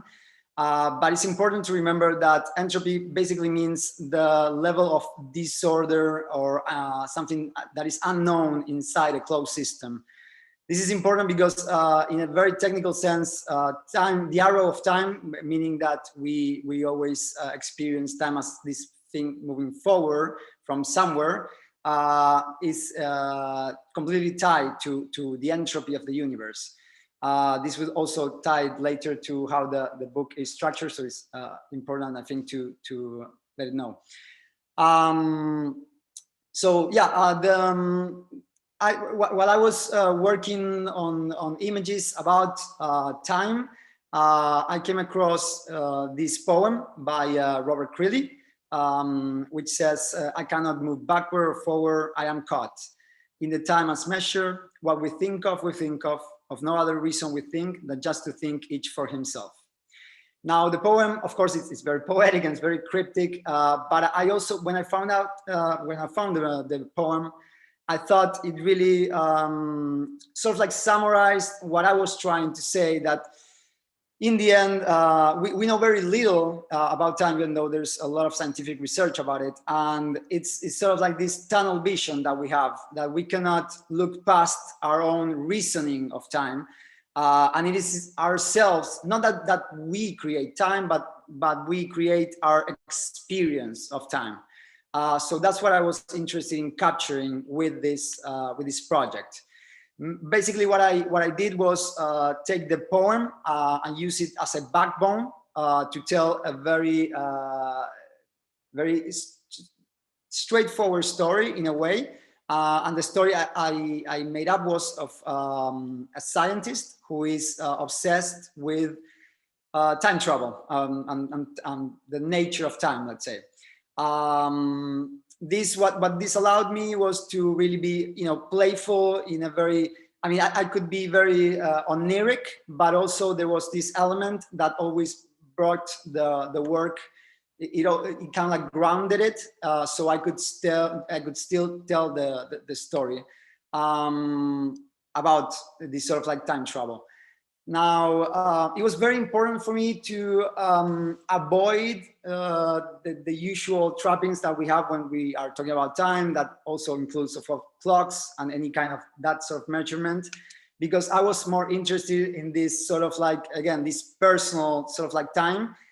And I was very interested in creating this story of time travel. I am, of course, a film buff. I'm very interested since I was very young in stories of time travel, and I was very interested in creating a story about time travel that didn't involve any time travel, because what was interesting for me with this character is that he is trying to get these answers which are impossible to get. So there's this impossible limit that he's presented with, and every time he keeps on trying and fails, there's this frustration that builds up on his psyche, which eventually it's his downfall.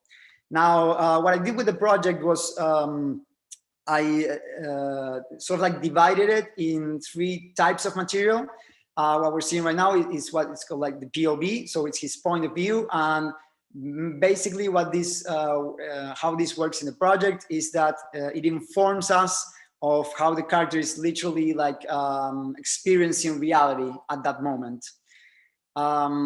This in the book is a very, and I will show later, but this is very important as a sort of like a pause in the book. The other, the second type of material that I want to use was this journal-like, this is like the character's personal journal, where he has all these equations of his experiments, and he's trying to really figure out his way into this time travel experience that he wants to have. Yeah, again, later I will show in the sequence how these are used. But it was important for me also to sort of like get a very graphical sort of perspective on what he was working on. Again, also trying to avoid sort of like the more classical ways of talking about time, even though all the sort of like equations that are in there are quite real. The third and also very important part of the material that I was working with is the experimentation part. This is a combination of a more objective look into the character itself, but also a more subjective look into how the experiment is affecting him. Now, like I was saying before, I am a film fan, so there's a lot of film influence in my work. Especially for this project in itself. There's the Chris Marker short film La Jetée, but also there's a lot of Cronenberg and this very cool movie called Altered States about this scientific character who is also experimenting with a very dangerous sort of like experimentation. And this part of the material, I wanted it to feel very visceral. To sort of like show to the reader, to the spectator, what this character was, the dangers, let's say, of what this character was going through. And and the sort of like the effect that it has on his body and on his mind. Now, well, I should say that for me, the project didn't really start as a book, which is a big difference from other of my classmates and other photographers for sure that start with the book as with the project as a book. Mine was a bit different, but it was very interesting for me when I started to adapt it as a book, to sort of use the sequencing of a book as the sequence in let's say a movie. So the way it works is the book will be full bleed, so the images will take up the whole page, and basically what happens is that there is this sort of rhythm to the book. Eventually it gets to a pause where we have a blank page next to one of these characters' equations. And then we go to a full two-page POV shot of something like, say, of out of the experimentation more into reality. And then it starts like over again with the character and this picture that is not fully formed in a way, and then we will see it formed correctly in the next page. And it's very, like I was saying before, it's very important, the concept of entropy, because it is the concept of the increase of disorder. And I was very keen to create this feeling in the book of this dramatic increscendo that while the character keeps working on his experimentations, his experimentations and his perception and everything becomes more erratic, and so does the material. And then this motif of having two pictures in diptychs, and then having a break from to the journal, and then seeing his outlook on life, and then again seeing himself like go into the experiment, sort of becomes the very structure of the book. Like I was saying before, the idea is that by the end of the book, the material really becomes quite erratic, quite experimental, and the character itself sort of like suffers a strong breakdown because he cannot and finally does not, he's not able to succeed in his quest.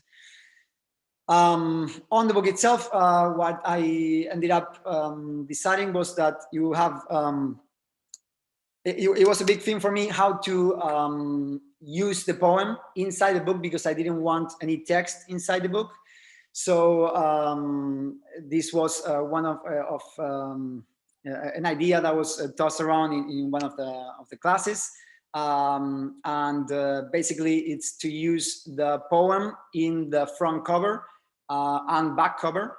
And the idea would be that when you grab the book, you would read the poem and you would not quite understand what it means.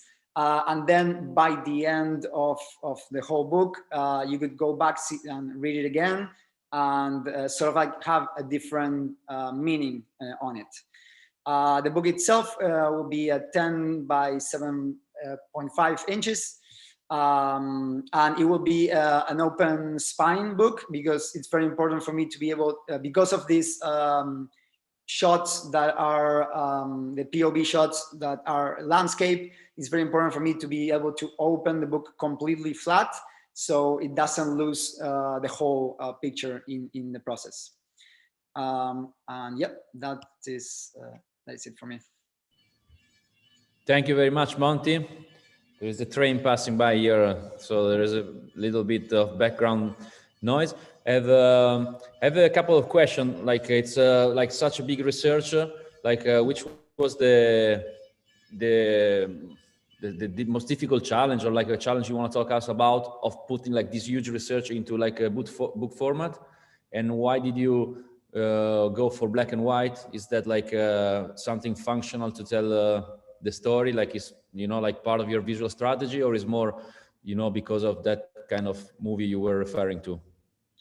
Yeah, so the first part about the research, it was very important for me to try at least to grasp really what the technical idea of time entailed, because by talking on time, I mean, I guess it's fair to say that I feel very close to the character, even though I don't lose my mind.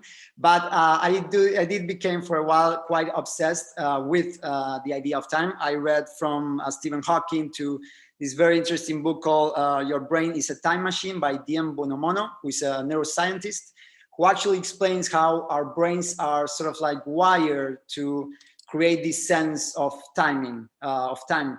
So it was a lot. I guess by the end of the research, it was a lot of information, and it was the poem in a way helped me to ground these very huge ideas that are in a way ungroundable, you know, because they don't have a solution, they don't have an answer. The thing about the more research I did on time, the more I learned that really there is no actual answer about what time is. So in a way, I found out that the best way to talk about the subject was to be very oniric about it. Already, no? Sorry? It's an answer in the end that probably there is no answer. That there is no answer, yeah, for sure. This is a sort of answer. And the material, yeah, I'm a big fan of black and white in general. It's something that I'm really comfortable working on. It was also about this strong abstraction that just black and white brings with it, you know, because there's this timeless situation with it. You really cannot sort of like express when this thing is happening, or, you know, you're not really affected by the colors of a photo. And it was also a little bit of a throwback from my film roots, because I am at heart a filmmaker and I love black and white movies. So, you know, it's a mixture of, I guess, all those things, yeah.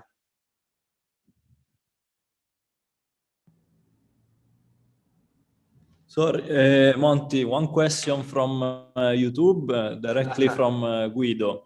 He's asking, are the formula written by you, or are they based on actual formula?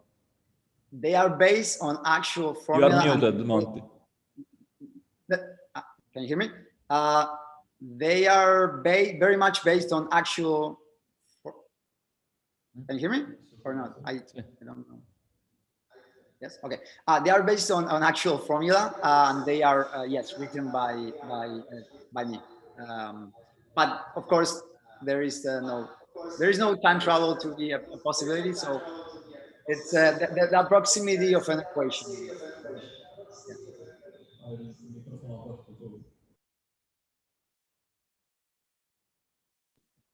So thank you, Monty. We're moving to the last and not least participant, which is Riccardo. Okay, hi everybody. So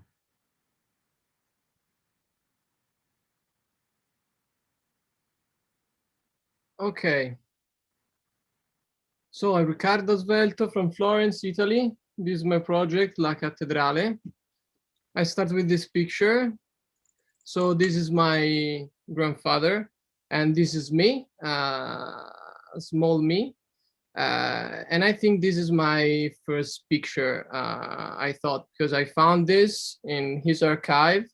So this is the number 32, this is the number 33. So basically, I think this is my first picture. I show you this picture because my grandfather is the close connection in my family with photography. So now as a photographer, I start thinking about this project when I found in his house a medical file drawer in a drawer from the 99 with the angiographies of my grandfather's eyes. Then he lost the sight of his right eye and due to a thrombosis.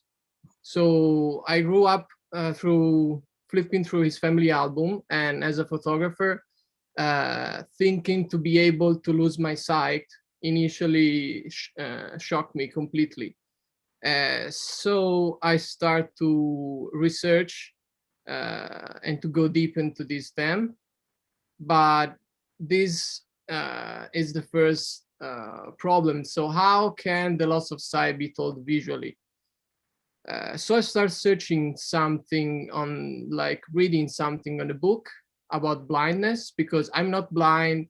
He's not blind because he lost one eye, but he can see. So I start reading Touching the Rock from Uhl and Oliver Sacks and Raymond Carver with Cathedral, that is like main reference for my title. And everything was really interesting, but then I understand that blindness is not the main theme of my project, because I'm not blind. So it's difficult to talk about something that is really far from me. So I start put down some words. So obviously blindness, obviously fear to lose the sight, memory, senses, perception, and then I realized that blindness is a loss. So because you lose the sight, and a loss is closely related to memories, because when you lose something, what remains is just the memory of it. So I found that it's surprising how the memory appeared to us like snapshot in our psyche. And after a reflection, I thought that sight is not only the product of the activity of our eyes, but it's also and above all the gaze of our mind through the memory. So I will not speak about memory because Wenkai already did very well. So thank you, Wenkai. But from there, I start looking in my archive, like the picture that I already did, because at the beginning was very difficult to think to take some picture about the blindness. So I searching into my archive and look if there is something interesting. And then I understand that my project is not about the blindness, but through the fear of losing sight, give importance to memories. And I understand that I have this big connection between the fear and the memories. And this duality is what I try to explain through my sequences. Because if I think to lose my sight, the first thing is that like I'm very scared, so I have fear to lose it. But then I have to think that if I have to lose my sight, I really want to remember the things. I really want to remember the face of my parents. I really want to remember something. So I have to look and to think how important is the memories. Then I think back to what I have to lose my sight. So it's fear and memories are connected. Then I start my project and my sequences with, I decide to start with a sequence with soft and delicate images, then represent like the memories, and slowly increase the tension and showing something that can represent the lose of the sight. Then we can arrive at the climax, and then I will show and I will use the angiograph of my grandfather. And at the end of the book, I start with this full bleed diptychs to give the sense of the fear and the blindness. I use also 4 horizontal picture of my grandfather's archive that appear in the sequence. So I show you now just a few spread of my sequence. So here the first part, that is related a little bit to the memories, and then slowly we can understand that something is happening. Then there is the full bleed with his pictures, and then we can arrive to the second part where with the climax we have these strong images related with the eye of my grandfather, and then appear the sequence of the angiograph, full page, full bleed, 16 page of this angiograph, silver printed on black paper. And at last, the last chapter, when we enter into the deep, the darkness, and with this part I want to represent the fear and the blindness. So at the end there is this 16-page full bleed diptychs with printed in duotone, black and white, and so this flow starts from something very visual and very delicate, like memories, and finish with this dark picture. At the beginning, I thought, and you can thought, that the first part is the sight, where you see, and then you arrive to the blindness. But I like with the duality of this like you can think even that the first part is the memories, it's not the reality, it's the memories of a blind man, and slowly going forward you arrive backward to the moment when he lost the sight. So the dummy, this is the cover, the front cover and the back cover is always an horizontal picture of my grandfather, and the format is 21 centimeter per 25, and it's 96 pages with 43 photographs, 9 angiographs, and 6 grandpa's archive photographs. In conclusion, I want to read this. So the search for a visual narration of blindness is closely linked to memory. Although the sight ceases, what remains is entirely of the experience that time offers us, to the extent that we exist, and the existent is nothing more than a continuous encounter between us, the world, and what goes beyond us. Thank you very much. Thank you very much, Riccardo. A bit of a strange question maybe, but you would have rather born blind or lose sight? What? You would have rather born blind, or you would prefer losing sight? Yeah, strange. Given the project, I mean. Really, really difficult question. I really don't know. I really, with this project, like appreciate a lot. One thing that is for us is like normal. So it's for us it's normal to see, and then I understand that see is something that if you don't have me, like you and everybody, not just because I'm a photographer, but it's for everybody. So it's very important to see, because if one day we will lose our sight, the only thing that we will have is just what we saw. So our memory, our visual memory. So that's it. Okay. Thank you, Riccardo. So we have also 2 questions for Nicola and Han, since we didn't add anyone from YouTube.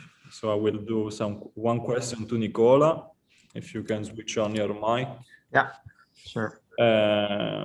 So I'm curious to know the reaction that the people from the neighbor had to your work, if you have showed that already to them or you will be showing it. Yeah, that's a nice question. No, actually, I didn't show it yet. I did bond with some of the persons a bit more, and every time I printed some photos and gave them to them, so they saw actually the pictures I took of them.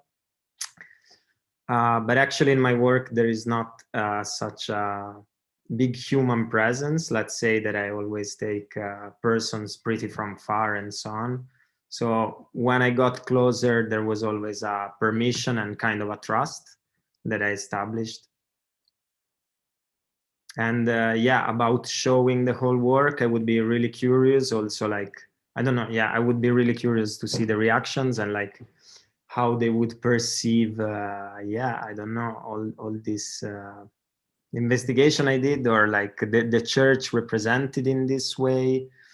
But I don't know honestly, and I probably I should also be delicate with it.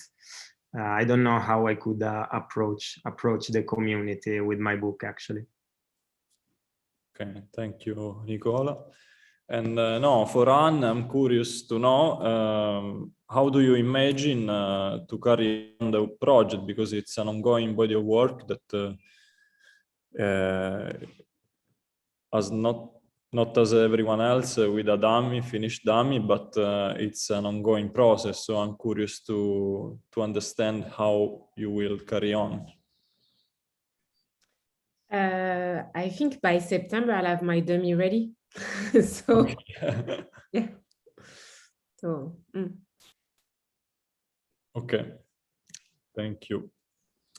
So no, I want to thank you all, guys, because maybe I put the view in gallery so we see each other, all of us together. I want to thank you all. I want to give a special thank also to Tommaso and Federico that follow and lead this 6-month masterclass. Has been great to see the evolution of all of your works, process, thinking, and friendship as well. So I'm curious to see what all of you will do also after the masterclass. Don't know, maybe Giuseppe want to add something. Yeah, I mean, I want to thank Federico and Tommaso for leading the class, and they also jump on this new adventure with us. It was really the first masterclass, so we were discussing a lot, and especially the three of you with Rocco. And so thank you first of all for having made this possible. I'm also going to create some suspense before the announcement, but I don't know if you maybe really want to say something about the experience yourself and how it was for you, and share a final thought about the class.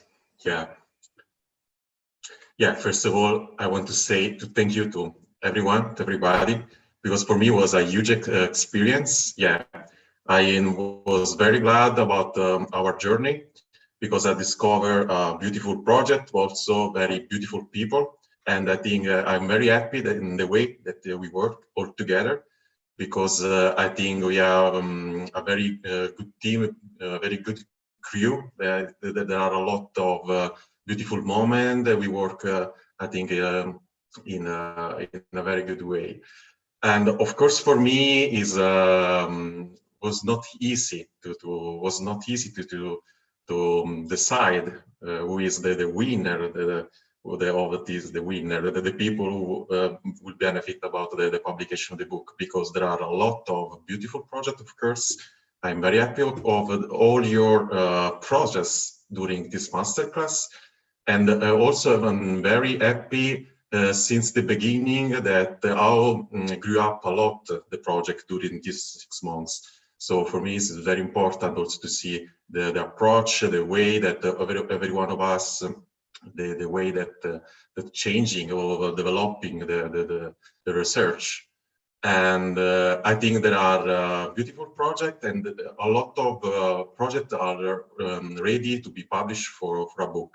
So of course, I can choose just only one book to publish, and that one that I chose is for me is that one that is very into the line and the philosophy of Witty Books. And so I don't know, Rocco or Giuseppe, this is the moment or not, but when you want, I am ready to say the name of the people who will benefit about the publication.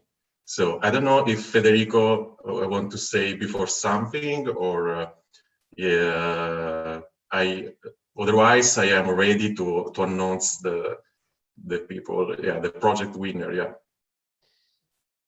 Yes, I want to say thank you to Rocco and Giuseppe and Tommaso to involve me in this beautiful project, because I don't know, it's my first time that I'm approaching also teaching with a huge group of really good photographers like you, and I was glad to work with you in this amazing project that you bring with us. And what else? I hope to see you probably in person once also, because Zoom is good but bad at the same time. So I hope to see you soon, guys. And thank you very much. And I hope that I was good. And thanks again for this crazy experience. And good luck for the future projects also, guys. Dai, Tommaso, now like the most famous TV show. I have the number, the name. And the Academy Awards. I would like to hear some music suspense. So are you ready, guys? This is the winner. Is it? Woo!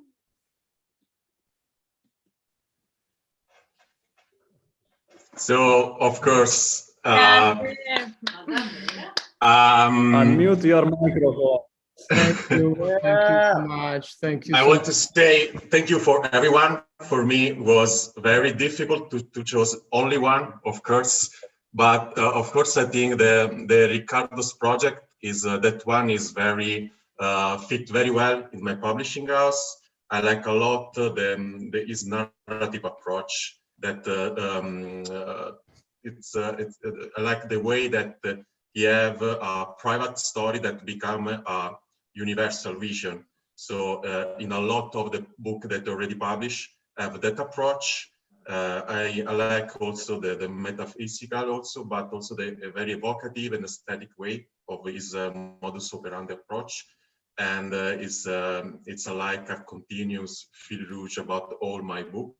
And this one is fit very well in my catalog.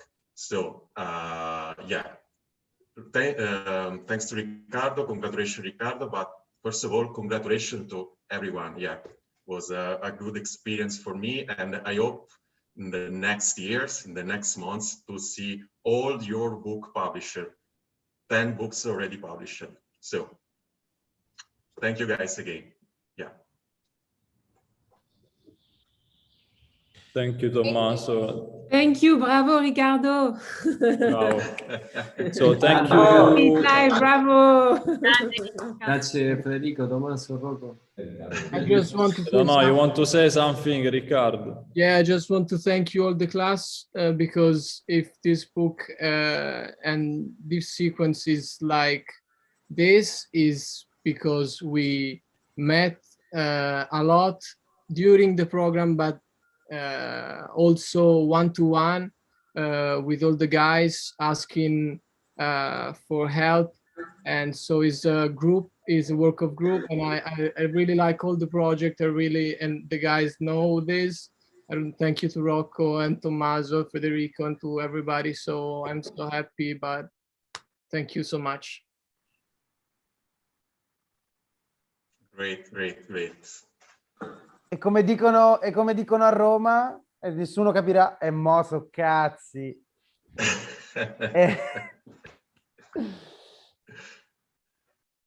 So, Rocco, I don't know if there are any questions from the class, from here, from YouTube. Yeah. Otherwise, yeah, we can say ciao with yeah, I mean, I think it's a good moment to say that we'll try also to gather together so that, you know, like we can show the dummy, because as we say at the beginning, it's just the beginning of promotion, and, you know, like try to have all the 10 projects published. So we'll try to help you out and offer connection or recommendation, because there are many exciting editors out there, and the projects are really mature. I mean, there's no weak project. I mean, they're all very well done.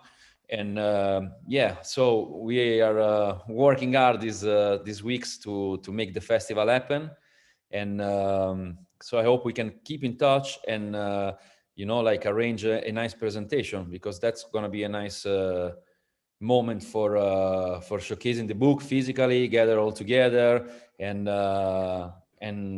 see like how we can help each other, because I think that as Tommaso and Rocco were saying, like it's a kind of you know, horizontal group that is sharing ideas and expertise to improve all together.